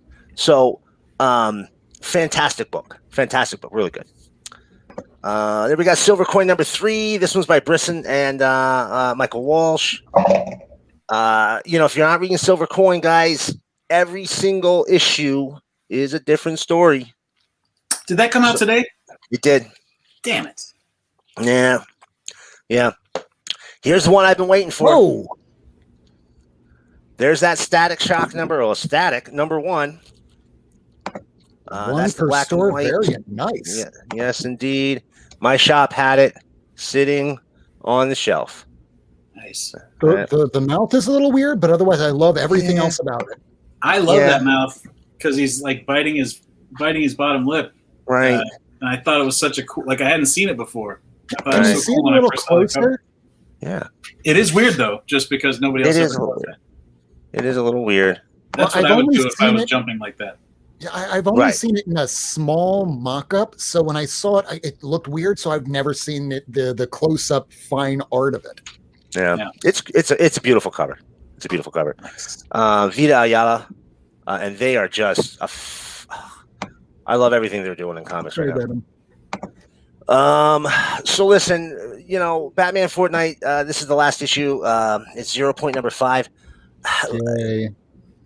Listen, first of all, it's an Amanda Conner cover, so it could literally be filled with garbage inside. I'm going to buy it because it's an Amanda Conner cover. Like I could open that bag, flip it open, and all the pages fall out. As long as that's what's supposed to happen, because I still want the Amanda Conner cover.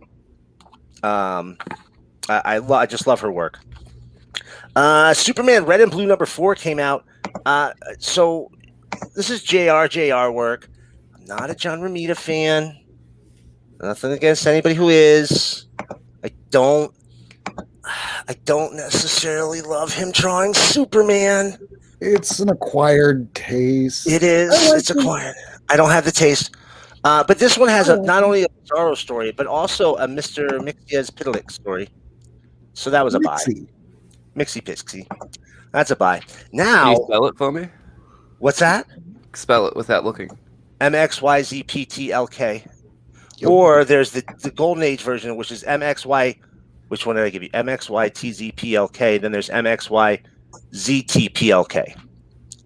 Good job. I could have done that. Thank you.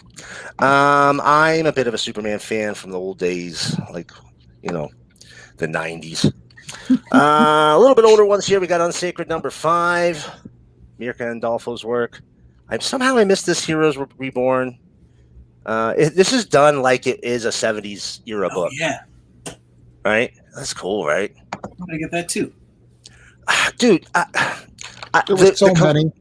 The collection of artists they've had work on this. Yeah. Just phenomenal. There was an entire issue by James Stokey. Yeah. And I just love his work. I just finally finished Workstain not long ago.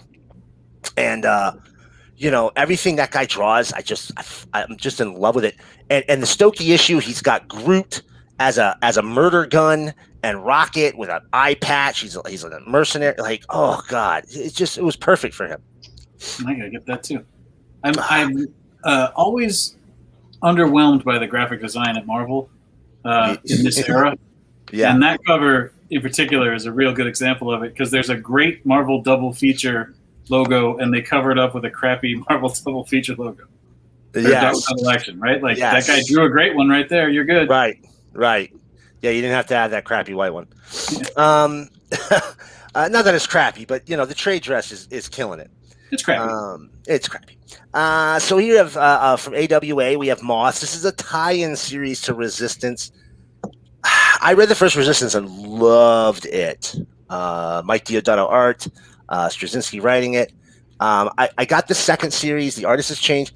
It's not that I don't like the artist. It's just not. It didn't speak to me, and I dropped it. This one, arts.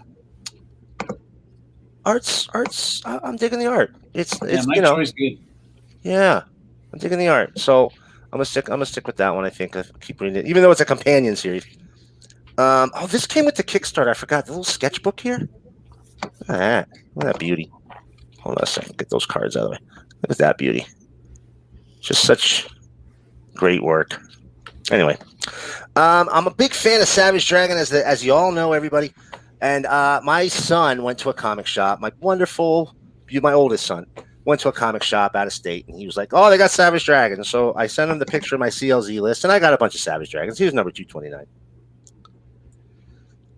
Here's number 230. And I'm gonna tell you guys, listen. I've talked about this in the past. Here's number 232.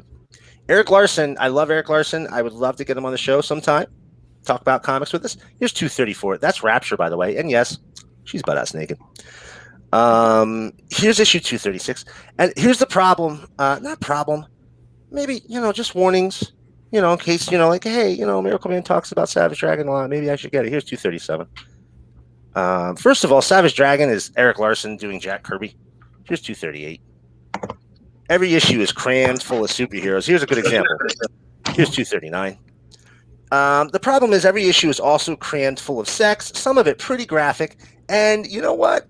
As a man who, has spent some time in his life perusing adult images, as I think every human being has at one time or another, some of them are too graphic even for me.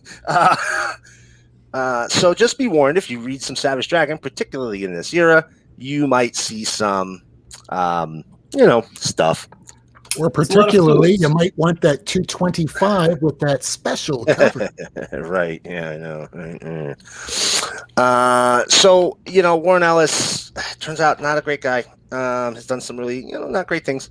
It's not really talked about a whole lot in the comic world anymore. But you know what? I can't hate the work that's come before. And I was reading Black Gas when it came out. I missed this one issue. It was Black Gas 2, number 1. So I found this here in the dollar bins. I think Black Gas was early enough in his career to be before he had groomed people. So you think it's that's fair? How then? I work it. If it's pre-offense, you're okay. After it's offense, fair game? Okay. That means So next can I- wave's out, though. I'm sorry. Well, that's okay. I can handle that. But I can still read Planetary, right? No. Ah, shit. Can I still have Not my according to those transmet? rules. Okay, fair enough. I just want my transmet, and I'm good. I think I think Transmet might have been right around when he blew up. I think you're okay, Right. at least for the first half. Right. The last half you have to burn. He was powerless before. He couldn't be grooming people when he's writing DV8 and Right, yeah. Doom 2099. Come on. Excalibur. Digital Webbing presents number 22. So, guys, the Digital Webbing books, really low print runs. I am trying to get the Digital Webbings in general because of that, but there is an issue that has a Teenage Mutant Ninja Turtle story in it. Got to find that one.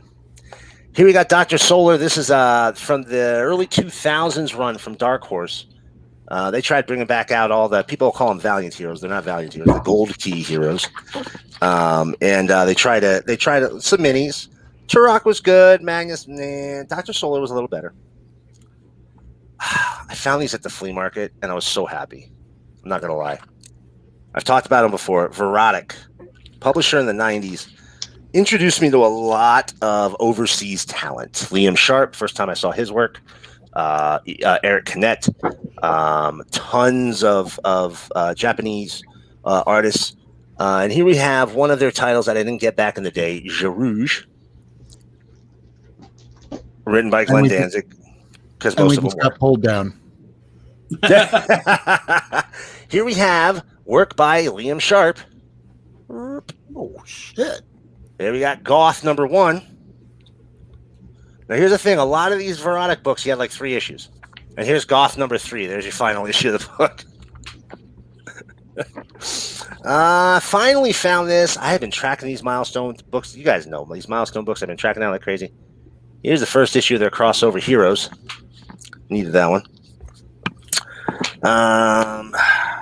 One of my favorite covers from the entire run, Justice League number 3. The Punch. Yeah, that's 5. 5 is the Punch. 5 is the Punch. This one is they're still fighting the Heroes of Angor in Russia. So normally I can't show these covers, but I found this one in a dollar bin, and it's one of the regular covers. Lookers from Boundless. Everybody knows I'm a fan of Mr. Adam Hughes. And I got some Adam Hughes stuff. Maze Agency number 9. Very early work. Very early work. Maze Agency number 12. This is before his well-known Aha signature. Now, here's one for you. Norm Brayfogle cover. Derek Robertson Interiors. First book he worked on after his Space Bunny book, which is his first published work. Maze Agency number 17. Now, most people are going to look at this and just keep right going. Norm Brayfogle did the cover, one of the greats of the era. Derek Robertson, everybody knows him very well from The Boys. But this I actually talked to him on the Twitter when I posted it. He said yes indeed, this is some of his earliest work right here. Nice. Man, I love these Archie superheroes. Here's the Shield number 3. Another one of the greatest artists of all time, taken from us far too soon. Spirit number 8 with art by Darwin Cook. Yeah. Just hands down. Torch of Liberty special. This is a John Byrne and Kieran Dwyer book from Dark Horse. Now, I did get one more book. I can't show you the entire cover because it's Tim Vigil. So I'm just going to show you the top of it. And I'm hiding it with a Vampirotica book, just so you know. But here you go. Here's the cover. You. Definitely. I'll show you guys when we're not live on YouTube. 777 The Wrath. This book is Faust level of obscene. And if you know what I'm talking about, it's a little rough. Here we have, now I grabbed this because initially it said to me, hey, I might be Adam Hughes, because I was just flipping through it quick, so it stopped. It's definitely not Hughes, but boy, it looks like it's close to it, doesn't it? Titans number 16. Yeah.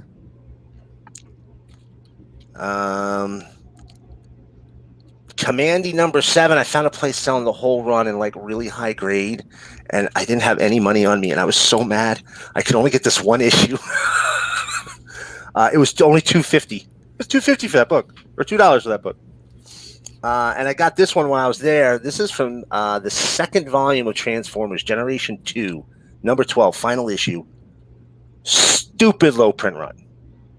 I mean, stupid low print run. Is that Jay Lee art? You know what? I don't know who the artist is on this, to be honest with you. I've got those in the IDW put out like omnibus collections. Oh, yeah. I've got those in that. I got them all. My buddy sold them to me when I was doing My Little Pony Transformers the first time. Just because Marvel figured out like a real simple way to do Transformers. Yeah. I thought that would fit much better with the ponies. I just want to let you know, by the way, thanks for bringing that up. I loved My Little Pony Transformers way more than I thought I was going to love it. Yeah. Well, thanks. Trish is in the latest one. I'm in the next one. I have to ask, any chance of flipping the script and having having the My Little Pony gang go to the Cybertron for an ultra-violent tale? Well, not quite ultra-violent, but that's literally what the second series is. The one that's coming out right now, they go to Cybertron. Okay. And so it's way more Decepticons and way more. Well, My Little Story, they're in the Sea of Rust. Ooh. So, and it's a kind of over-the-top cowboy thing. Very nice. Very nice. Very nice. I had one last book I was going to show, because here I am yabbering on like I always do. Go ahead, give me a hard time, ladies. Fantastic. Midnight. Come Okay. on. Last book on my show. I was talking about Diodato earlier with Resistance. Here's I don't know how early in his career it is, but it's for Caliber Comics, which they ain't even been around. And I mean, they're back, but they went out like in '97. This is Razor Knights #1. Listen, guys, if you find this book in a cheap bin, buy it. This is a mind effort of a story. All right. All right. It's it should stand out in the cheap bins. Look for books that literally nobody else would buy, and you'll find it. But Mike Diodato art, the art's gorgeous. The story is weird. It's a little sci-fi. It's a little insane. And this, I sat down to read this book and I tore right through it. I couldn't put it down. So that's it. That's everything I got. Lady. Ace. Oh yeah. Okay. I just want to point out, Trish and Tony, you guys hanging out. This is really nice. You can bail at any point. Yeah, you don't want to. It's midnight for Trish too. I'm gonna answer this guy's question while you're transitioning real quick. This Absolute Venom 13 asked that's if not the the one. dogs. Oh, yeah. Are the dogs barking or talking to communicate? And are we translating? They're not talking. Like the master can't hear them using English words. I figure it's sort of like that high-pitched squeaking that dogs do, where it's almost like a whine, or it might be out of our spectrum of what we can hear. Man. Ace, do you want to show yours? You can go first. Are you sure? Yeah. Okay.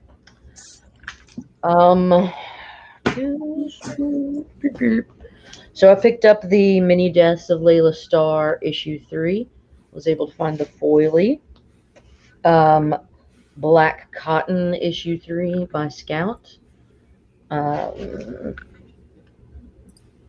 Zdarsky on Stillwater issue 8. Silver Coin #3 B cover, which is cooler. Let's just be honest. Got some nice John Byrne Fantastic Four issue 258. Yeah, and then I just picked up a double of this 354 Time Cross Express, or the Cross Time Express. There you go. Demon Days Mariko came out, and I picked up this badass Jen Bartel variant. Really love the colors used here. So, also since I don't have one, I wanted to get like at least a facsimile. You know what I mean? And then my Miles Morales 27 Clone Saga came, so I had to pick it up, and I also picked up the variant for it. Because me likey a lottie. And I may have shown this one already, but I don't give a fuck. The Mighty Valkyries #2. This is the Peach Momoko that came out. But then today I picked up issue 3. It's a variant, but I just thought it was badass as fuck. The Venom 35. I was a sucker, but I got the cool one, the one that I thought was cool. Sort of the mosaic in a way, whatever you call it, collage. This came in the mail.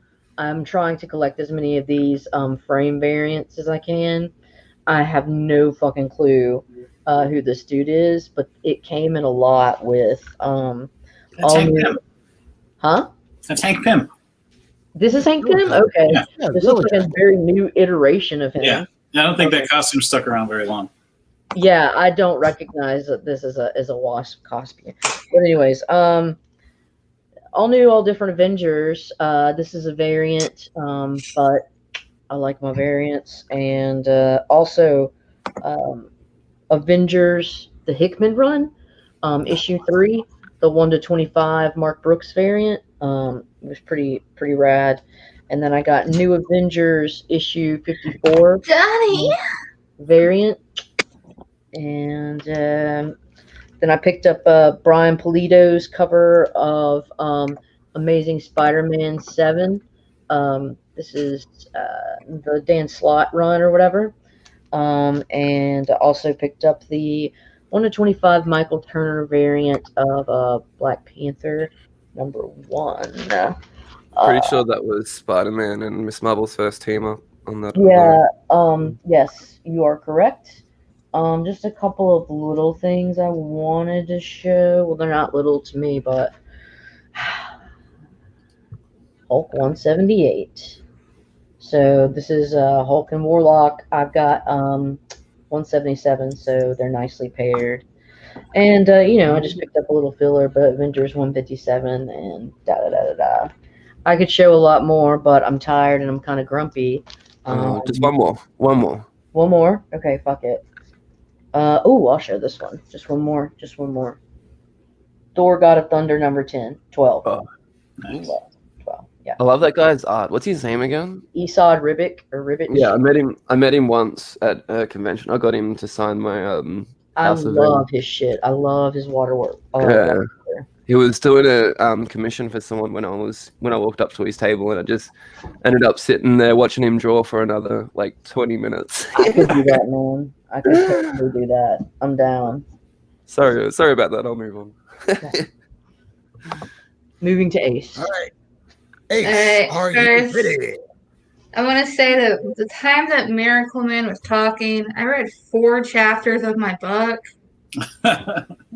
So, thank you. Shots fired. I was listening to you, man. I love you. We love you. We hate you. We love you. No response. He's taking his shit. Yeah, he's probably like, He's gone. Oh my god, Alice in Leatherland, which is great. In Leatherland? Wow. Yes. I wish I was there. Yes. And Black Cotton, one of like the best things that Scouts put out so far. Really like it. And this is Broken Souls Ballad. I picked it up because I liked the cover. They ended up being like really good. Sweet. So, yeah. Haven't read this yet, but Cherry Blackbird. Oh shit! You will love that book. And this is the best cover of the week. Who that is? It's Die. 17. Yeah. Did Stephanie Hans do that cover? Probably. That came out the other week, not this week, right? Otherwise, I'm screwed. I picked up 2 weeks worth of stuff, so I don't know. Okay, yeah. And then got Doctor Who Missy with my babe. A babe. The LCS dude was like, read that. And I was just like, sure, I'll take it. Just got optioned. The girl who electrified Tesla is really good. She kills a Nazi and it's hot. Into it. Number 3. Oh, the series. Breaks my heart. Y'all should all read it.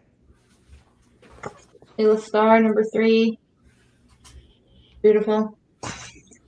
Of course, Maria Louvet. Final issue. Maria Louvet, and I ordered the Virgin variant earlier. Maniac of New York. Looking forward to the sequel. I didn't know there's a sequel. Tractor Valley Road. I'm loving this. I've been saying Maria Lovett like an idiot. Huh? I've been saying Maria Lovett like an idiot. Louvet. I Thank God asked it's in her. here. Resonant is the greatest series that Bolt has ever put out, and I'm not going to read this because I don't want it to end. It might continue to issue 15. Huh? It might continue to issue 15. We've been It's hearing not. it. They already said this was the final one ever. Oh. And I've had it like sitting in my Twitter DMs for like 4 months now, and I'm like, nope, I don't want to read it. That means it's over. Seven Secrets. This is kind of like, if I don't like that issue, I might end up dropping it. I got this because it looked kind of queer, so I was like, fuck yeah. So I have no idea what it's about. I just assumed it's gay. And yeah. Silver coin. So mad. Then flame. And flame. Oh, lucky. Did you read that Blue Flame yet? Huh? Did you read that one yet? Yes. I liked it. What'd you think? I'm not really into like superhero stuff, so I'm just getting it because I'm a slut for anything Vault releases. But I didn't find it like so annoying that I want to drop it, so I'll keep getting it and see where it goes. I really liked Halt and Catch Fire, and I hadn't read any of that guy's comics, so I figured I would pick up whatever the new one was. Mm-hmm. I generally don't like. Obviously, I read a lot of superheroes. From my face. Yeah. But I don't like new superheroes. But it was good. Yeah. So is that all the books? Unless you want to see my library haul. Yeah. Whack. Whack, whack, whack. Let's do it, Rob. Show us what you got. Show us your shit, Robert. Giant stack. Show us what you got. Narrate everything. Your name's Robert? Here we go. It was a shit ton of stuff this week. Let's get right into it. Alien, issue number 4. This picks up right after the last issue where you now have Bishop is back. It's Aliens without Ripley. I'm on board with that. Aliens with Bishop. Interesting. Fantastic Four. We got the wedding of Valeria and Dr. Doom. So I might as well pick up this too because it's Liefeld doing feet, man. You don't He's see been that doing every feet. day. Don't fall for that shit. He He's been drawing feet for years. Yeah, Or like maybe the inker 3. drew feet. I don't know. I'm calling it the inker drew the feet. He just finished it. Here we got Heroes Reborn number 7. This finishes it up before next week has Heroes Return in issue 1, and then we'll see which characters kind of survive. I got the regular cover of this Clone Saga followed by the Rose Besh because, oh my God, all these Rose Besh covers are blowing the hell up, and this one was not a ratio, so you can still pick that up. Maybe not after today. Here's the Mighty Valkyrie number 3. I just found out yesterday I missed out on an entire series of Return of the Valkyrie from the King in Black. So now I got to go back and get that. So here's Venom issue 200. It's a thick mofo and it's $10. Why, oh, why would I order a Campbell cover if I thought it would look like that? Oh. Between the junk cover and this is kind of like they called Campbell and went, hey, you want to do the final issue of Venom? Yeah, that sounds awesome, bro. Wait, how many covers are there going to be? Like 16? Yeah, let me phone this shit in. It's not Venom? Right? How can you even tell it's Campbell? There's not even a female character on the cover. Like, what the? Yeah, I thought it was like Nick Bradshaw or something. I don't know. I thought it could have been Art Adams, but the cross-hatching wasn't right. It doesn't look like J. Scott Campbell. I have another Campbell in there. You'll see it in a moment. Here's the Weapon X cover that I got. My shop didn't get it. There's a penis on Rob's shirt. It's a pickle. Oh, Pickle Rick. But I'm not official. one of those toxic fans of Rick and Morty. Allegedly. Allegedly. I never jumped up and down on a counter at a McDonald's. Well, there you go. While sober. Young Squadron number 1. I think this came out last week, but I kind of missed it. So I'm glad I picked that up. Here is an actual honest to God J. Scott Campbell cover. Unfortunately, what I didn't notice was this color rub over here. Oh, heartbreaker. Always. I love when color rubs.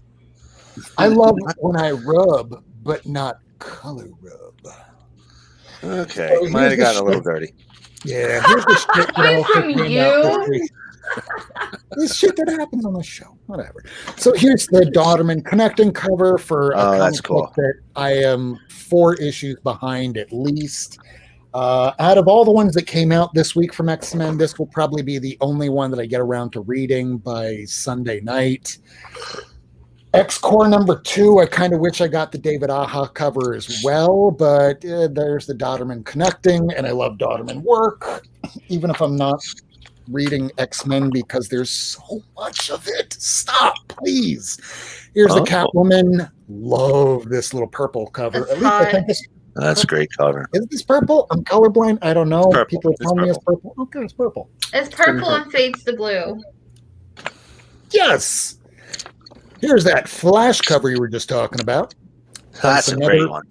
Another issue of the Flash that I haven't gotten around to reading. That's now like almost 100 issues. I am so behind on the Flash. You know, if you can start reading this without reading any of the Williamson stuff, you can go right to this.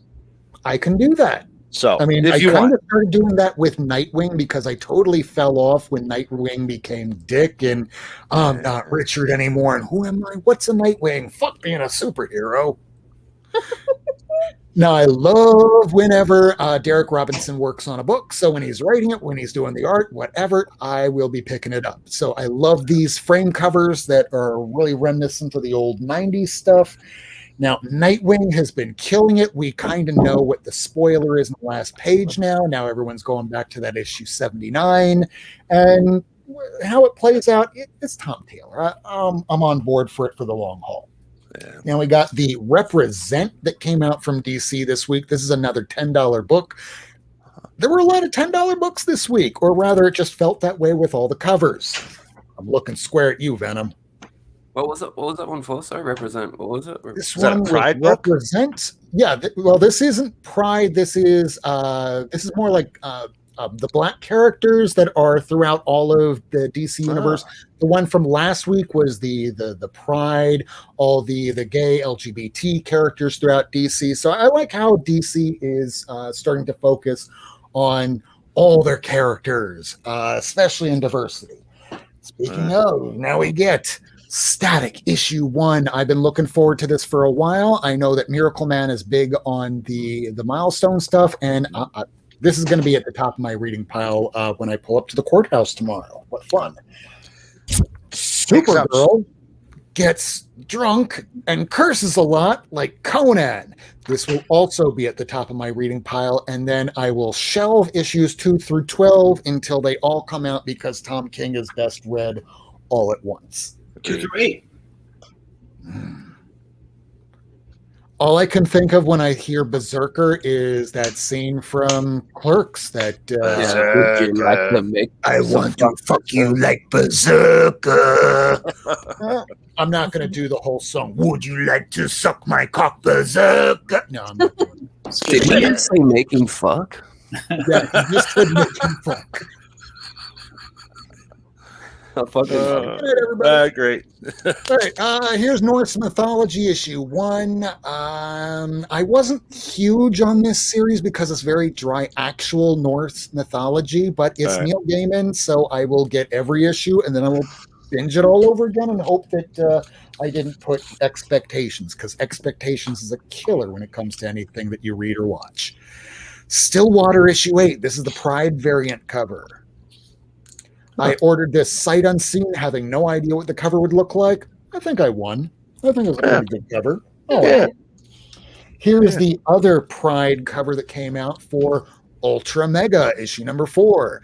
Neither of these Pride covers, when I went to go put it in CLZ the moment I get home, because that's the first thing I do when I get home, CLZ every single one of them. Hey, this thing doesn't have a cover. All the Pride variants, just like all the second prints and third prints and fourth and everything I knew else. CLZ were a bunch of bigots. Yeah. But they'll put all the Walking Deads in it because all the characters are white except for Michonne. That's right. And this is for Rufo, and this is for Rufo. And lastly, What if you don't give Rufo the I Walk with Monsters cover? because I've been getting him and his children every issue, but I missed issue 1 because I only got one copy of it, so I had to wait for that second print. So I only just got that second print in for him, but I can get you another. And I'm also giving him the second print of this because hopefully this weekend I will be able to go and find the second prints of the rest of him. So that way Rufo and his whole family can be caught up on Stray Dogs and love it just as much as I do. And those were all the comics I picked up this week. And we've gone a little bit over, but this is the very first time we had not just one, but two creators hang out with us the entire time. They're comic fans. Wow. We thank you so very much. We praise you for thank you so much for hanging around this long. Yeah, we're happy. We're relatively obnoxious when we get to show comics. Really. It's just you. So as you can see from Ace's unreasonable outburst there. So thank you, yes, very much for joining us and hanging out and talking comics. Yeah, absolutely. Great to be here. And congratulations, and I just wish nothing but the best for you guys. Like, kick ass, keep on going, dude. To the moon, Alice. Thank you so much. Thank you, Ace, for inviting us on here. Yeah, thanks. No problem. I invited y'all for Rob's birthday present, so I win.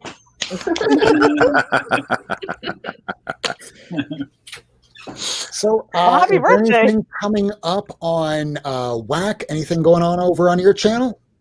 Yes, I just dropped an interview with Leah from Sloth Rust. Sloth Rust is one of my all-time favorite bands. I've been listening to them for like the last 7-8 years, and they've got me through some like crazy times in my life. So it was like surreal getting to sit down and talk to Leah, the lead singer, and it's up on the channel now. There's if you've never heard of the band before, there's little clips of the music cut up so you can have a little a taste of what they're all about as well. And I just hope everyone goes and watches that because it was the best time of my life. Nice. You're mute, Rob. You're mute. There you go. Ace, I know you're starting back up Brags and Boards. Do you have any guests lined up on your show coming up soon? No, but tomorrow I have my library haul, and at some point I'm going to be reviewing my favorite book of the year, which is Malibu Rising by the love of my life, Taylor Jenkins Reid. And I get to like talk about Evelyn Hugo, which is my favorite book of all time. And as we know, I will gush over that for 20 minutes. So nice. Oh, and don't you have a Sandman special coming up soon? Yeah, starting July 8th, I think. We're gonna be doing a bi-weekly show where we're gonna discuss Sandman by each volume, and we have different people on every week. So if you want to hop on, hit me up on Twitter at ReaderUnnatural. Awesome. Now, Miracle Man, anything going on the Twitter sphere other than, fights with chuds? I'm moving on from fights with chuds and focusing my efforts on fighting with internet culture war tourists. Insist death can only be one color, or something equally ridiculous like that. But no, nothing going on. Just come on over and say hi. We talk about comics almost all the time over there. And that's it. That's really all. Read comics. Read more comics. Always a good statement. Lady Fantastic, any comic auctions or claim sales coming up? Generally on Saturdays with Southern Comic Geek, we do something, but that's at 1 p.m. Central Time. But I'll be around, and maybe this Friday or Saturday we can hang and do some books and some bullshitting. I'm down for that. Absolutely. Good show title. Books and bullshit. It is good. It's how we unwind during the week, Rob and I. Like, we just fucking go live and just like, hey, look at this book. Talk shit, and rinse and repeat. We picked up this on top of the stuff we already just showed because we're just crazy. We're sick. Or if we don't wind up picking stuff up, we go, okay, well, eeny, meeny, that box right there. Okay, here's an entire series of fill in the blank. There you go. We're severe when it comes to comic collecting. But otherwise, let me see here if I can pull this up. So the comic book shop that I go to is called Miami Fresh Comics. It's run by John Freshley. Tomorrow night at 7:30 p.m. Eastern Time, he's doing a claim sale on his Instagram page, so do check that out. Otherwise, thank you for joining us. We're going to be coming back again, not just next Wednesday for a special guest, but we're going to be doing a show this coming Sunday. 10 p.m. Eastern Time, so do check that out. But otherwise, we want to thank the guests for coming and sticking around for, damn, man, it's almost 12:30 a.m. It's a long one. Yeah, Really? thanks so much, though. I mean, you guys could have ditched. It's just, you're like a observational scientist or something. You're like, I like watching you guys. You guys, What comics you you know? got? so I thanks so also- much. I feel honored. Every 20 minutes or so, you would say something nice about our book, and that's really all we need to keep going. Stray Dogs is awesome, you guys. See? See, I'm good. I'm good again for another 20 minutes. Good luck finding one day. Apps and shit. People are shitting themselves over it. Yeah, I'll be quite honest with you. I'm not the type of person that normally buys like second and third prints. I mean, I'll do it on a rare occasion, but this is actually a book that when the covers changed, I wanted more of them. So I am hunting some of those down that I missed at the beginning. So Thanks so much. yeah, it's fantastic. It's fantastic. Yeah. And man, I can't wait to see what's what happens in the future and how this thing makes the transition to the big screen. It'll be wild. Yeah, I can't wait for that. Fingers crossed. Yeah. Hell yeah. But best of wishes, you guys. Thank you so much. Thanks for having us. Absolutely. When the movie comes out, I will be right there buying tickets. And when the next sequel book comes out, I will be right there on FOC to make sure to order. Which, by the way, everybody out there, next time something comes out like this on Final Order Cutoff, make sure to pre-order it so you don't miss out. Otherwise, Trans there's rights. another show. Trans rights matter. Don't forget, Black Lives Matter. Black Lives Matter, trans rights, and Helen fucking Mirren, because Ace needs to fuck Helen Mirren. This needs to happen. Please, for the love of God. What So we're in the didn't Fast and the Clock's Furious ticking. movie. I refuse to watch a Fast and the Furious movie because my hatred of that franchise overrides my love of Helen Mirren. I watched it last night. I went to the movie premiere. It was Was it Fast and Furious? It was, yeah. They went. Right. I don't know if I want. No, Spoil it. Spoil it. they went to Spoil it. space. Oh They put a boy. rocket on a car to go to space. They put a rocket on the back of Why the car, not? a rocket engine, You and can they went to space and they flew their car through a satellite. you can put The Rock in anything, and no matter the logical inconsistencies or the plot holes, people will go watch that movie. The Rock wasn't even. I in pretty this much film. usually do Is that in that. this? Oh, okay. It's Vin Diesel. But Rock was in them. Is he not in 9? Yeah. He's not in number 9. No. Now he's Hobbs and Shaw. Yeah. Oh, shame. Because Shame. of the beef. Look, we cannot end this with that shitty film. All right, there's only one way to end this. No, come on. Good night, everybody. We'll see everybody. you on Sunday. Oh, good Lord.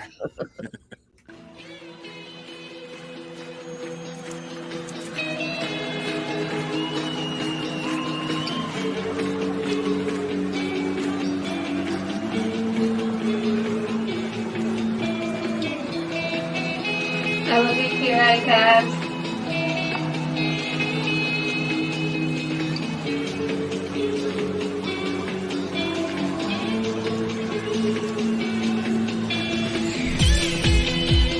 Thanks for tuning in. If you want to see this episode again, along with a catalog of back episodes and issues, surf on over to Not Near Mint on YouTube, Twitter, and Instagram. Subscribe and hit that bell for notifications. Rob Worst, Lady Fantastic, Miracle Man, and Comics on the Mind will be back next week.